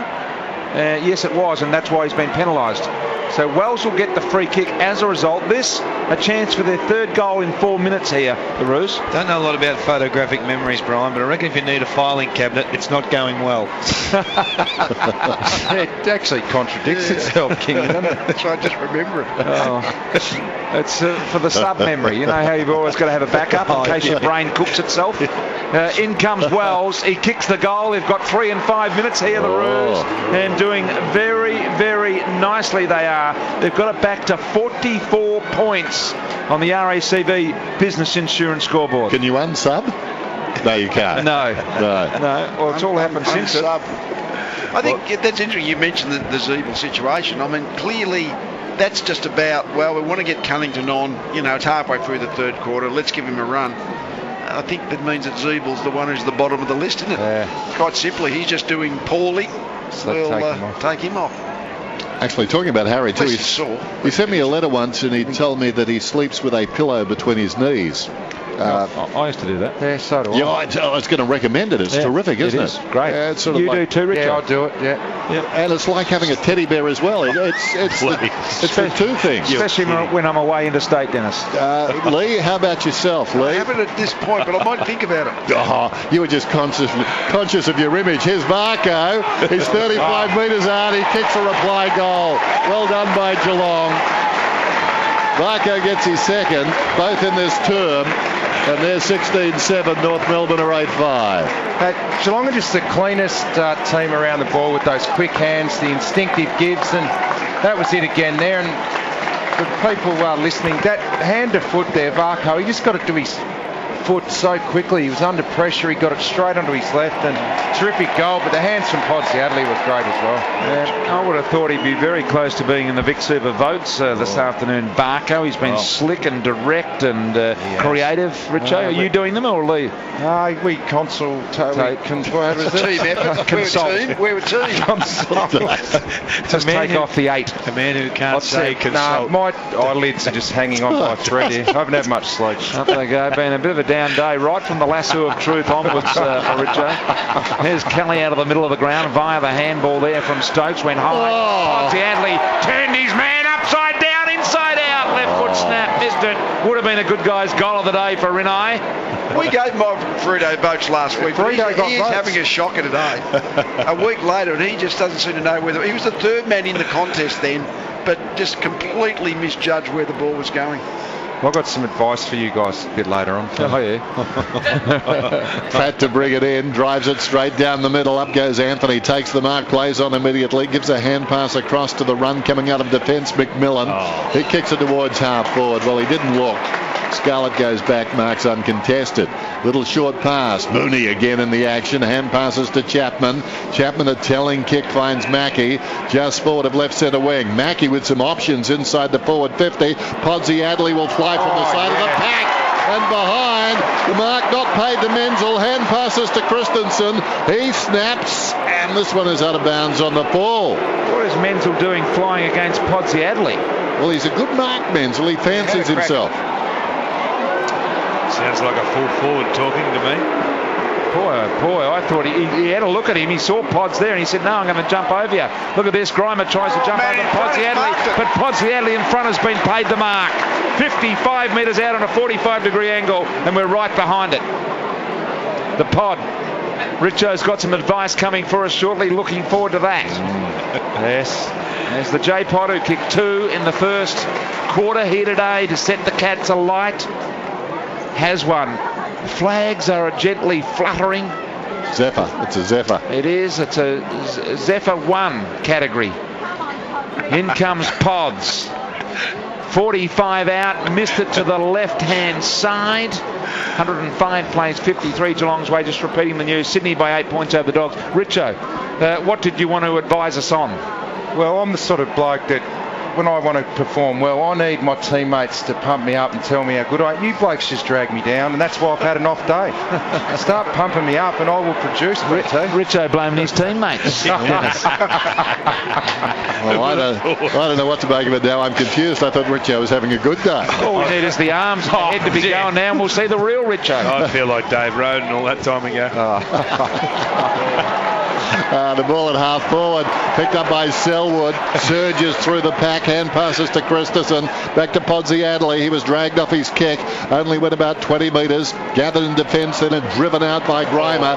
Off hands, that hurt Petrie. Quickly to his feet though, he was crunched from behind. He applies a head-on tackle there. Well done. He got Taylor down there, eyeball to eyeball. Harry, I think he was sleeping there for a moment with Petrie between his legs. Ball goes down towards half forward, and Lonergan juggles a mark. That was well done by Lonergan. He's been terrific down there, one-on-one with Pedersen, and did him easily. The ball comes to Mackie at centre-half back.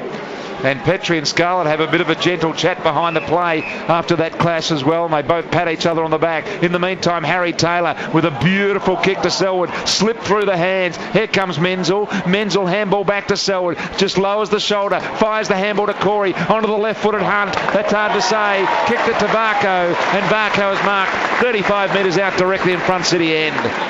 Lining up for his third goal, Travis Varco. I think he's nearly been... Well, the Vic Super votes. I don't want to step on the toes of the big boys in the back row. Richo's already got the SH1Ts. I don't want him to get any more. As Varco lines up for goal number 3. From 45 metres out deck, directly in front. We're at the 27-minute mark of the third quarter, and Varco's missed it badly to the right. So 106 plays 53 on the RACV Business Insurance scoreboard. I think I know how I can get Richo back in the game. Just mention there's no after-game program. That'll give him a lift. That has lifted me a little bit, Dan. Thank you. We don't like driving back in the dark, so it's nice we can go a little early. We're heading off to the Rock of Ages tonight, the team. Be a good show. Yep. 16-10, 8-5. You part of the team, Dan, or not? Just didn't sound confident there, Dan. It's the first I'd heard about it, so obviously no. And the ball's out of bounds. We'll have a throw in at left half forward. We'll be doing for the our Cats. research watching the footy. That's right. Got to watch the footy tonight. There'll be an inquiry into that last little statement of yours. The first I heard about it. Oh, boy. Did that have an edge to it? Mark Kleiman. Goldstein goes up and knocks it down. Clever by Podsiadly. Knocked it across to Selwood. Goes down towards the pocket. 2 players fell over. No free kick. Umpire let them play. Ricochets off the boot of Varco. Comes to Thompson. Hand passes to Wells. He in turn hand passes to Swallow. Now it's with Harvey. Harvey runs through the midfield. There's going to be a free kick. Advantages paid. Upended was Spate. Came on the outer side to Anthony. Goes out wide looking for the run of Harvey. Harvey had run about 150 metres there, but the kick bounced away from him, and it's gone out of bounds at left half forward. We know the class with the footy, Varco, but his chase in that last, he chased for about 80 metres. That's the thing that no stat, but real credit. If you haven't got him in the votes, Lee, you don't know what you're talking about when it comes to footy on the Vic Super. 53-point lead at the moment to the Cats. He's had a very good third quarter, Richo. What about his first half? What do you think? He's worked his way into it, but I don't think he's in the top 3 as yet. Ball up here. Some insight there. That's personal. Does the rock, so just doing it to disturb me now. Here's Selwood coming off the wing, finds behind the handball out to Bartel. Ignores the short and goes the long, drilling ball to Stokes. Got a hand there for Rito. Saved the day, otherwise Stokes was heading to goal over the line, and we'll throw it in forward pocket for the Cats. So, well, then the ball was in front of him and he just sort of patted up like you'd pat a round basketball up. Just his ball control. Fantastic in his balance. Running down to three-quarter time, then boundary throw in, reaching over the top. Swallow went up there for North Melbourne. Fell in front of the pack and the umpire calls for it. So remember Joel Selwood in his draft year? I mean, as an under-17, he was the best in the country, and he ended up going down to pick 7 in the draft because there was a lot of medical people thought he had a knee issue that might affect him. Might affect him when he's about 50. In the pocket, Varco again. He's pushed across the line. We'll have a boundary throw in. So we're just over a minute, in fact just under a minute now, with the clock stopped at 59 to three-quarter time. North a few goals in this quarter, but the early goals came from Geelong and made it very difficult as a contest. Here's Bartel, gets the ball there from Duncan, lines up goal. It's floating goalward. Did somebody touch it? Yes, they did. The big leap at the back of the pack from Wells. Timely fingertips to the ball. Geelong moved to 16-11. North Melbourne 8-5 on the RACV Business Insurance scoreboard. Brad Alton sitting down the bench in the red vest, looking very comfortable. 40 seconds left in this third quarter. Can the bloke who's subbed actually go and have a shower? Or does he have to stay on the bench? No, I think I heard something confusing about that the other day. I think because you could be injured, Lee. You might have to be in the rooms getting treatment, so you could go off under the injury rule and have the subs vest on. So I'm sure you're allowed in the room. So, yeah, surely. You've got to wear the vest in the shower, though. Tess Farida. Opportunity because Tess and all the girls and boys from AFL headquarters will be coming to check on you. Comes out wide to Watley on the half-back line. She kicks up high towards the wing. Hunt flew over the top, lost sight of the ball. Petrie to Wells. Wells evasive at his best. Handball had too much juice on it for that occasion. Goes back and gets it here. Lonigan trying to keep it working forward. Overran it on that occasion, did Pedersen. Now it comes to Harry Taylor at half-back. Knocked out of his hands. Selwood deliberately along the boundary. Magnificent work to Melbourne. The drawing handball by Kelly, who's also been good today. Siren sounds. End of the third quarter here. And the faithful at Geelong stand and applaud because they had a very, very good quarter. 16-11-107 to North 8-5-53 on the RACV Business Insurance scoreboard. That's a lead of 54 points in this game here. Let's get some thoughts off Matthew Richardson. Yeah, it was just a dominant quarter by the Geelong team. They looked a lot sharper through the middle. Some fantastic passages of play, just pure skill from one end to the other, through the corridor, exciting play on fast footy. Just looked a lot more sharper than North Melbourne in that quarter, all around the ground. North Melbourne got a couple of consolation goals at the end, but a dominant Geelong quarter and just a huge spread of goal kickers. That's the thing that's really stood out today. Geelong by 54 points. In the other game, Sydney beat the Dogs by... We'll be leaked. We'll know about it. We're back in the middle end. The lights are on at Skills Stadium too for this opening bounce of the last quarter. It is very dull, as if we were looking through tinted glass. There's 5 of them that are here, Dennis. Yeah, Rucks go at it. Knocked down by Goldstein. Chapman applies a tackle. Chapman's gone out of the game. Haven't called his name too often since half-time. He applies a tackle on Cunnington. We'll have a ball up for Europcar. He's had 16 for the day, 3 in the third term. Okay, he's lurking beside this pack as the Rucks go at it. Knocked down by Mooney. Wide of the congestion. Coming through his Rawlings. Did pretty well. Hand pass to Swallow. He hand passes out wide and it's taken by Wells. Smothered off the boot though. Wojcinski, well played. Swallow comes across on the angle. Takes the ball away from Wojcinski. In goes Cunnington. Ball spills across towards Mackey. He throws it on the boot. Eventually the Cats work it forward. Running back with the flight of the ball inside the centre square is Hunt. Time to recover. Settle. Kick it down towards right half forward. Mark is taken there by Stokes. Stokes goes long from 52 metres out. He thought about the handball to Chapman. Over the top comes Podsiadly. Geez, looked athletic, very sharp. Think I've said that before. Haven't got a lot agreeing with me at the moment. Rawlings. Handball's off to Grimer in the back half. Oh. Little kick. But look, he goes to Harvey. Harvey outmanoeuvred Josh Hunt. Don't know how. Kick around the body from Harvey. He has not been good today, Brent Harvey. Meant for Wells. Couldn't get it. Chapman comes through. Past the handball to Kelly. Gee, I've liked his game as well. Gives it off to Corey. Should be in the Vic Super voting. Ball knocked knocked away. Thompson comes to Selwood, gave it straight to Brent Harvey, and they're away through Adams off halfback. Adams drives it towards the outer side wing. Goldstein is 50 metres in the clear. Decides not to bounce. He kicks it down towards half forward. Beautiful kick. Petrie, his first blemish of the afternoon, dropped the mark. Tries to channel it back towards the middle. Despairing lunge by Lonigan. Got a fist on it, and they'll bring it away again. Well played. Ball comes out wide. Gathered out there by Enright of Geelong. Any one of about 4 players could have taken the ball. He goes in short and finds Joel Corey. So Corey, the defensive side of the wing, kicks it down towards half forward. Bartel, he elevates as only Jimmy Bartel can. Went virtually straight up. Geez, a good aerialist, Lee. He looks like he's going to run under the footy, doesn't he? But it's just at the last minute, the full extension, the big leap. Yeah, he's just terrific. Taken by Stokes. Hand passes to Varco. Varco hammers a hand pass back towards the boundary. Farito, really sighted this afternoon, is pushed across the boundary line. We'll have a throw in left half forward for Geelong. I think PT, you're right. Podsiadly's been by far Geelong's best big forward. Oh, thanks, Lee. Boundary throw in half forward quickly around the grounds for, We're 2 players. for Vic Super. What's happening at the G, Shane McInnes? Game going 7 minutes here, BT. It's Fremantle Bay, 1 behind, 1-1-7 to the Tigers, 1 straight 6. Going there shortly. Here's Josh Hunt from 52 metres out. Launches a high one. Here's Podsiadly. Have a look at the athleticism. Didn't get near it, but a mark has been taken by Stokes. Stokes outreached him. 10 metres. He outreached the athletic one. He actually did. There was a pack of players, and Stokes firstly just stood there, judged it better than the pack that was jumping for the footy. Stokes will line up not more than 10 to 15 metres out on a 45-degree angle here. And as they've started every quarter, they will kick the first goal of this 4th quarter and advance the lead to 60 points. Stokes comes in, kicks the goal. He's now got 3. 60-point lead it is now for the Cats. Couple of minutes into the final quarter.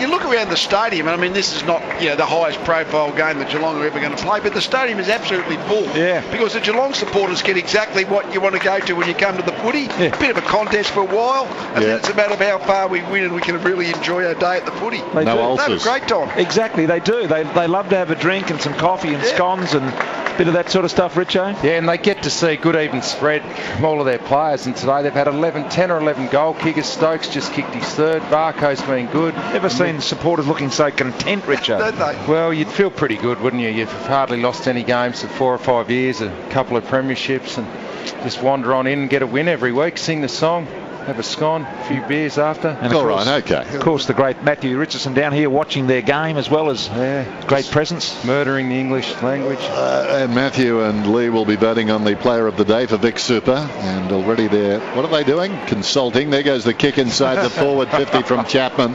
Off hands, it falls in front, crashing the pack. Selwood got a hand pass away, loose ball wide of the pack. Varco, who could be in contention, paddles it across the line. A miracle goal there would have helped his claims. Actually a tough day for the votes, Lee, isn't it? It's just dark.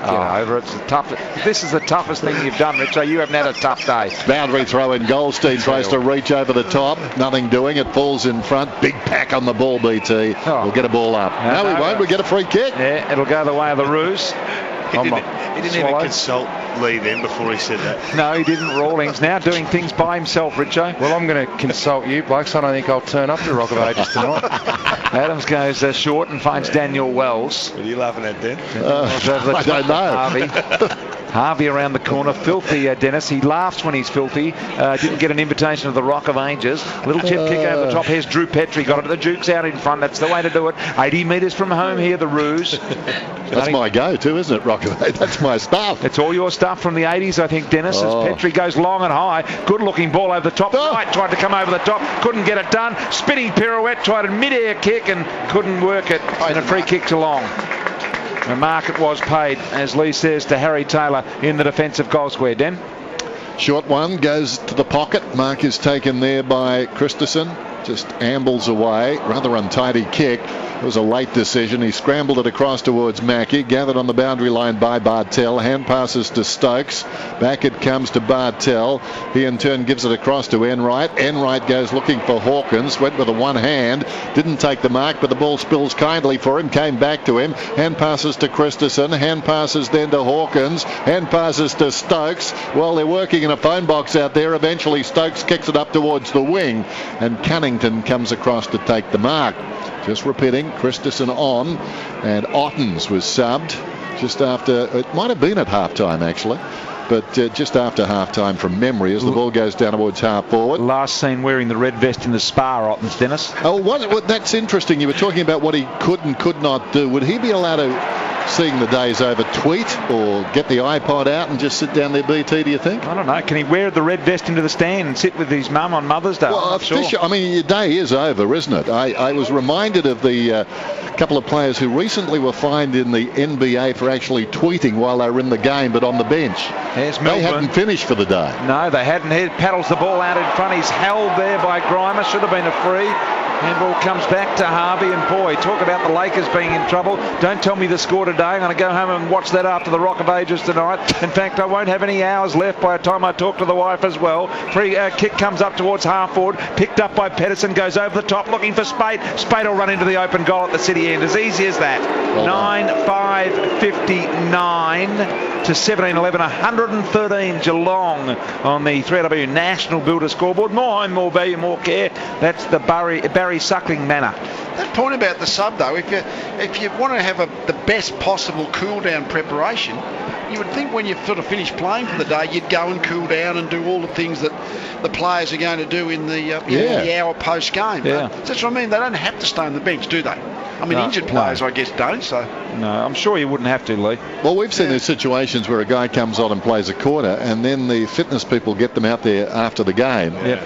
Top them up if they. I think as long as you're wearing the vest and you stay within the confines of the arena, the City. Yeah. So if you want to go and grab a coffee out the back, you can. This is excellent. We've got to sort of run this to ground. It seems a sort of grey area as the ball comes inside the forward line for North, taken by Thomas. He snaps and goes out of bounds on the fall. So it's a free kick to Geelong, deep in their own defensive area, controlling the game 17-11 to 9-5. That's on the National Builders scoreboard. I've got to say, not too many injuries this afternoon. Both Ottens and Zeeble came off under their own steam when they were subbed, so the Epworth Hospital hasn't had much to report. The emergency reports, of course, coming from ground level with Seb Costello. Running through midfield is Varco. He got it from Stokes. Kicks inside the forward 50. Coming up the ground there was Menzel. He applies a tackle after he lost possession. Spate comes away with the ball though for North. Hand passes back to Rawlings. He's tried hard. He goes back towards his defensive goal square and finds Thompson. Thompson takes the mark in the back pocket. A handball's off to Pratt. Centering kick from Pratt finds Atley. And he takes the mark at halfback. Has a bit of a think about things here. It's 113 plays 59. Quickly to the MCG. Vic Super, Shane McGuinness. Fremantle doing all the attacking, BT, but lead by just 3 points. 1-4-10. The Tigers 1-1-7-14 gone first term. Going to that game at the conclusion of this one as Mooney takes the mark at halfback. Kicks it across ground, but it spent a long time in the air. Selwood, though, tidied it up. He takes the mark from centre halfback. Kicks out wide to Milburn. Milburn can run and kick inside. He does. Looking for Duncan. Missed him. Corey had a difficult ball. He looked rather unusual trying to pick it up as well. Here's Ferrito now running with that little sort of concave back. Took a bounce. Now the kick to Petrie. Marks in the Dukes out in front. 65 from downtown and wants it long. Anthony. It comes out in the Thomas direction. He's hoping for a good bounce. Did he get it? And Lonigan did really well to force it to the boundary. We'll throw it in. No, I think it came off Thomas's boot. Okay, so it'll be a free kick going to Lonigan in the back half, Dennis. Wasn't that a great kick by Selwood over here to lead Milburn? And Milburn really didn't take advantage. Had he hit the ball hard, he could have run to the 50. As it was, he held up. Meanwhile, back at the game, yes, it was a good kick. Mark is taken out there by Chapman. He's at left half back. What do you think will be your favourite song tonight, then? Something from the 80s. There goes the kick from Chapman, short of the wing, in from the side. Petrie takes the mark. Petrie, right half back. Supposed to be a good show too, Rock of Ages. Obviously, we can do a review next week. I'll be the odd man out as the short one comes and the mark is taken by Goldstein. He's 65 metres from goal. There's not a lot of movement ahead for him. No one working to lead, and it's pretty stagnant forward 50 for North Melbourne. With the ball on the outer side is Wright, or is it McMillan? McMillan sends it down towards the pocket. Very dark now at Skills Stadium. Lonigan behind the pack. Hand passes across towards Harry Taylor. Harry goes with his right boot. Shows a lot of the ball to Swallow, but it was well played by Melbourne to get him out of the contest. Comes behind though. Taken by Attlee. He's been pretty quiet. Hand passes to McMahon. McMahon goes in short. Intended there for Adams. Knocked away by Joel Corey in the opposite direction. Harry Taylor did brilliantly. Got his hands free. Hand pass to Hunt, who hand pass to Corey. Goes to midfield. Storming up the ground was Stokes. He missed it. Pratt hand passes to Rawlings. In the middle of the ground, Rawlings goes out wide to the outer wing here. North in control at the moment, although the ball slips out of their control momentarily. Now it comes to Spate, gives it to Anthony. Back here to McMillan. McMillan launches the ball inside 50 without any direction. Wells is going to get clobbered by Mackie. He does. Ball comes to ground. Adams trying to burst through the pack. Here's Corey again. Tidying it up. Free kick. It'll go the Roos way. It'll be a free kick going to North Melbourne, and I think it will be Adams. It is. He's almost directly in front. 35 to 40 metres out. Adams, the Roos, a chance to kick another here. Just a lot of North Melbourne's forward entries into their forward 50 today. I've landed about 40 or 50 metres out. Probably not the area you want to get it. You want to get it either to about 60 and then wheel and get it a little bit deeper in. It just makes it easy for Geelong to rebound from there. Game 29 for Lee Adams. Comes in, kicks the goal to the near side. A miss. Minus score 9-10-60 to Geelong 17-11-113. National Builder scoreboard. Just having a look at the targets inside the forward 50. Drew Petrie's been the target on 13 occasions. And when you look at the Geelong spread for Europe Car, you've got Podsiadly on 6, Stokes on 5. So it's just completely different spreads. Yeah. Melbourne drives towards the outer side. Big leap. Harry Taylor takes the mark, hits the ground running. He drives it along that outer side boundary line, edged under the football. Menzel, no free kick. Corey runs onto the loose ball. In fact, it's coming back. It will be paid a free kick. Umpire just hesitating perhaps as to whether advantage would be paid, but still, it seemed a late whistle in any case. Menzel has the football on the logo. Outer side in front of the Reg Hickey stand. He just lobs it into the path of the leading player, and that's Hawkins. Or is it? Yeah, it is Hawkins. Yep. Thought for a moment it was the Camster. Short one from Hawkins. Just gives it across towards Christensen. But not anymore. Christensen kicks it down towards the pocket. Off hands and out of bounds. And no, in fact, it's going to be a free kick, and it will go to Grimer down there. But interesting to get Dave's take on this. It seems to me they do have a problem. I mean, neither of those players, Hawkins or Mooney, is actually demanding a spot in this team, Dave. When you look at the since the little line through the books, as you called it, the half time, or when Ottens went off, 4 disposals for Mooney it was at that stage. Now Mooney has flared then to 10, so he's had 6. Why is that, Richard? They feel comfortable and they're not going to be ousted out of the team, or surely not? No, well, at the moment it's not a concern for them. They're getting the job done, they're winning, they're getting a big spread of goal kickers, and these guys are probably out of form, so I'll see it more as a positive if they can find some touch. Kick to the leading Bartel, who marks directly in front. I reckon bottom line, they're not going to both be there. One of them is going to be the support ruckman to Ottens, like in due course. But it's interesting, like right now, you know, Geelong, they're playing them both, as you said. But if you had to choose one, who would you choose? Well, if they're having a long-term view, probably Hawkins, because Mooney's, in his early 30s now. Yep. Bartel from 48 metres out, basically directly in front, dragged it across. Continue the conversation, Richo. Yeah, well, I guess you've got to start looking ahead, obviously, if you're Chris Scott, so probably go with Hawkins. Cam Mooney's had a good career down here, but eventually he can't be here forever. Are they consulting? That is what you call consulting. They are in the back. That's what they come up with. They're very conducive consultants at the moment. We've got to play the younger man because he's got a future. Spate brings it out. Richo came up with that. I just agreed with him. Kicks it up towards the wing. Team player, Lee. Mooney playing for his future, obviously, dives in there, comes to Kelly. Kelly goes across the ground, finds a teammate in Melbourne. Melbourne lays it off to Taylor. Now Taylor has a couple of bounces, settles 75 metres out, sends it long down towards full forward.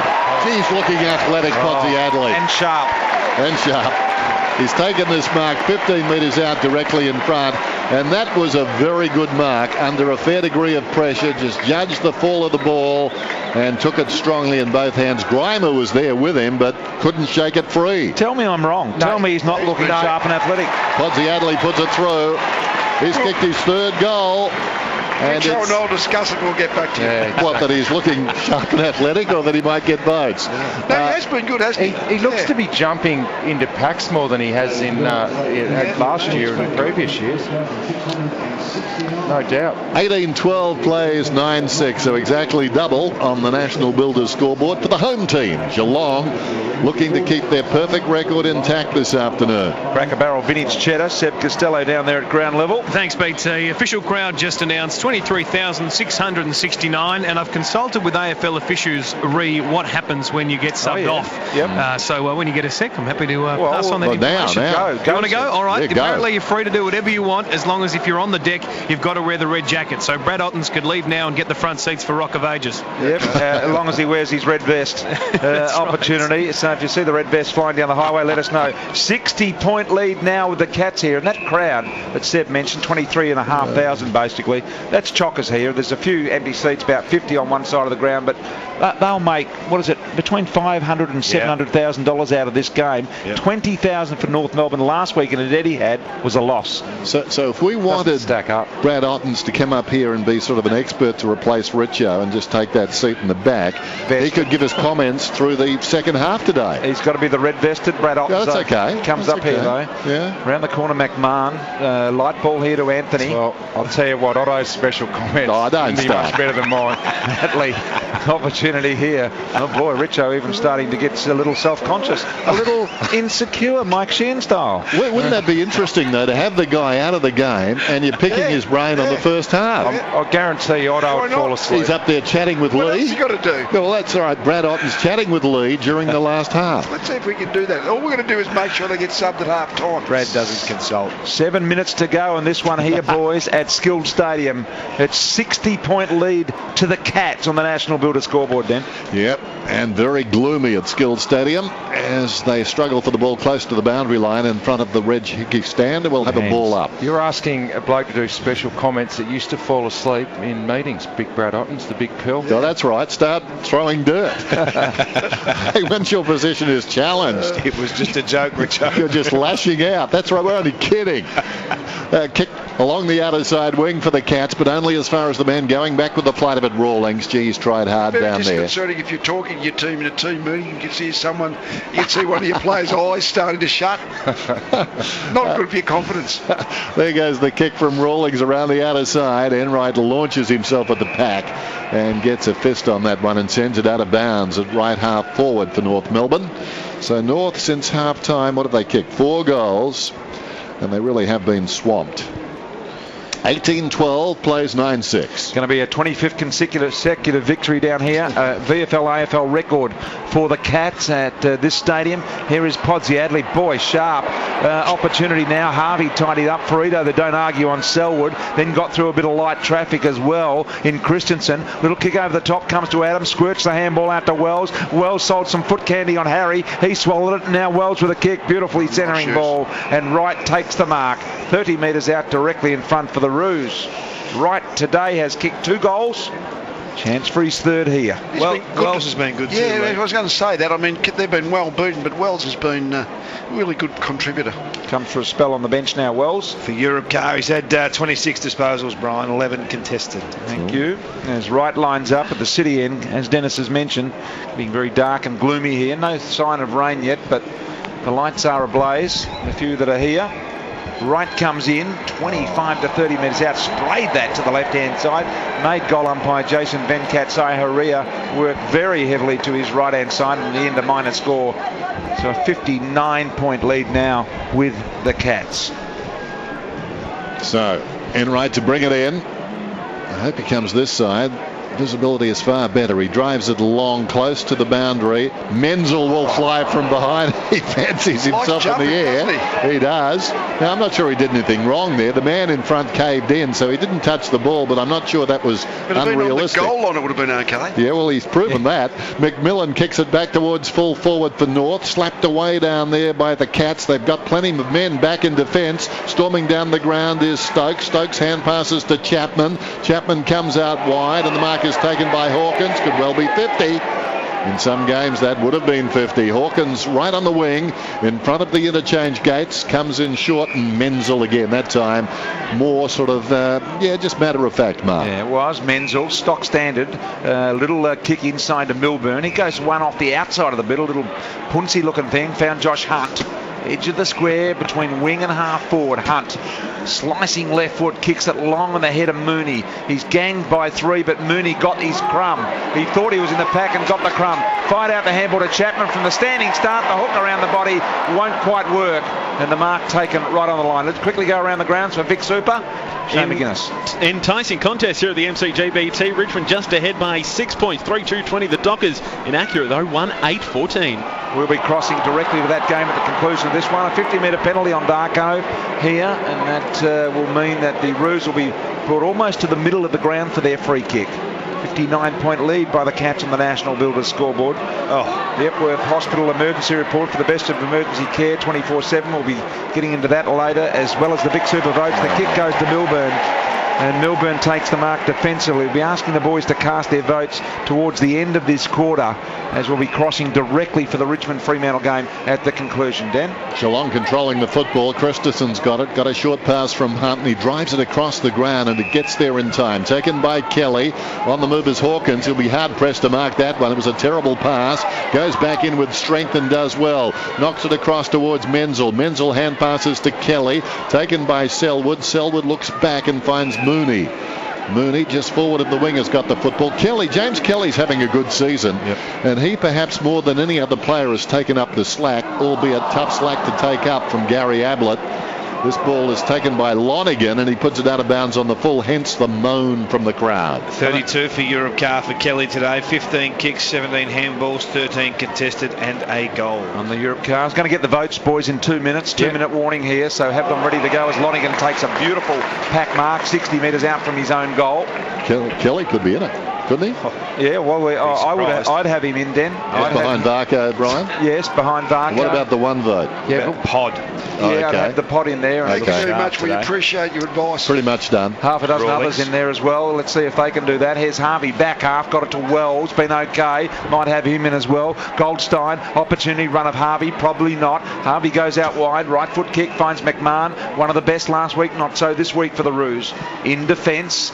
You start looking forward to next Friday night, don't you? Two undefeated teams, Collingwood and that'll be a full house, fantastic. Will be a cracking game. We'll probably be live, Rich, I reckon. Yeah, I reckon it'll be live on 7. Ferrito, but get it accurately on...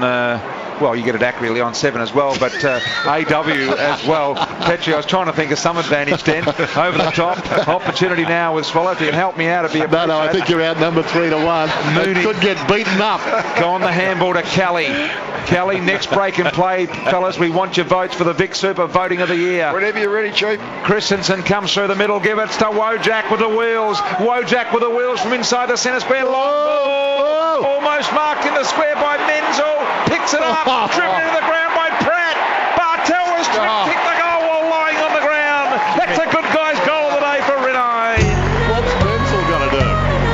Oh, yeah, that's a big goal. Let's get the votes in the Vic Super. Player of the day, Matthew Richardson. What have you got in the 1, 2, 3? Well, we have consulted in the back row here. We've come extensively, we're consulted, Richard, haven't we? Extensively. 1 vote to James Kelly, as Den said, had a terrific... One, Brian. 1 to Kelly? Yes, 1 vote to James Kelly. Had a very good season and continues it on today. You're out of form, Richard. 2 votes to Matthew Stokes. 3 goals and 28 possessions. That is a very good day. Stokes! Day at the office. And 3 votes to Joel Selwood. Terrific. Okay. No J-Pod? No J-Pod. Dennis, inquiry. Well, give us the stats on Selwood, if you wouldn't mind, Dave. 30 disposals, 4 clearances. We don't do it on the stats. We trust our eyes and our judgment, don't we, Richard? We do. We didn't even look at the stats. I know. Attlee out of the middle, that's obvious. As the ball goes down towards half forward, it bounces out of bounds. We'll have a throw in.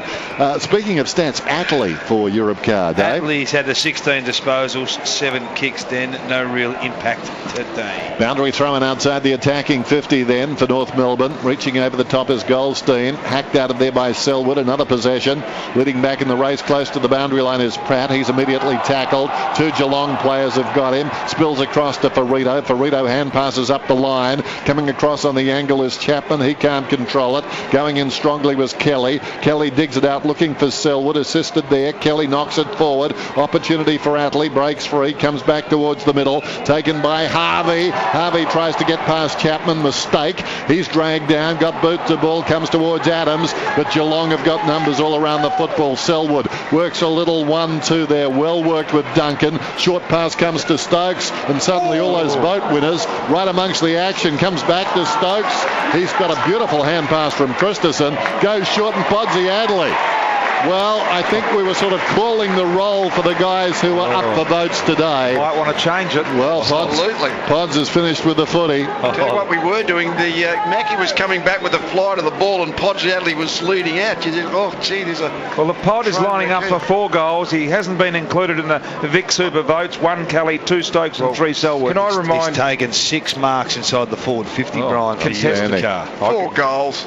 4 goals. That's a bag. Yeah. It's not even a bag.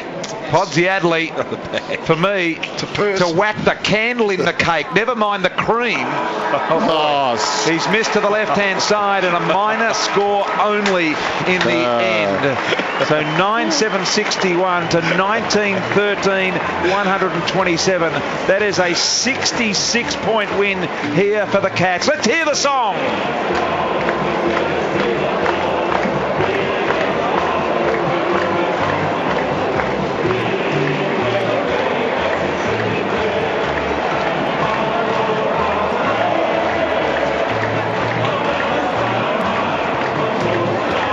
Yes, the Cats, a big win here, 66-point winners. And just reminding you, Sydney beating the Western Bulldogs as well. We're going to go directly to that game at the MCG, the Epworth Hospital 24-hour emergency report as well. No injuries to report out of this game here today.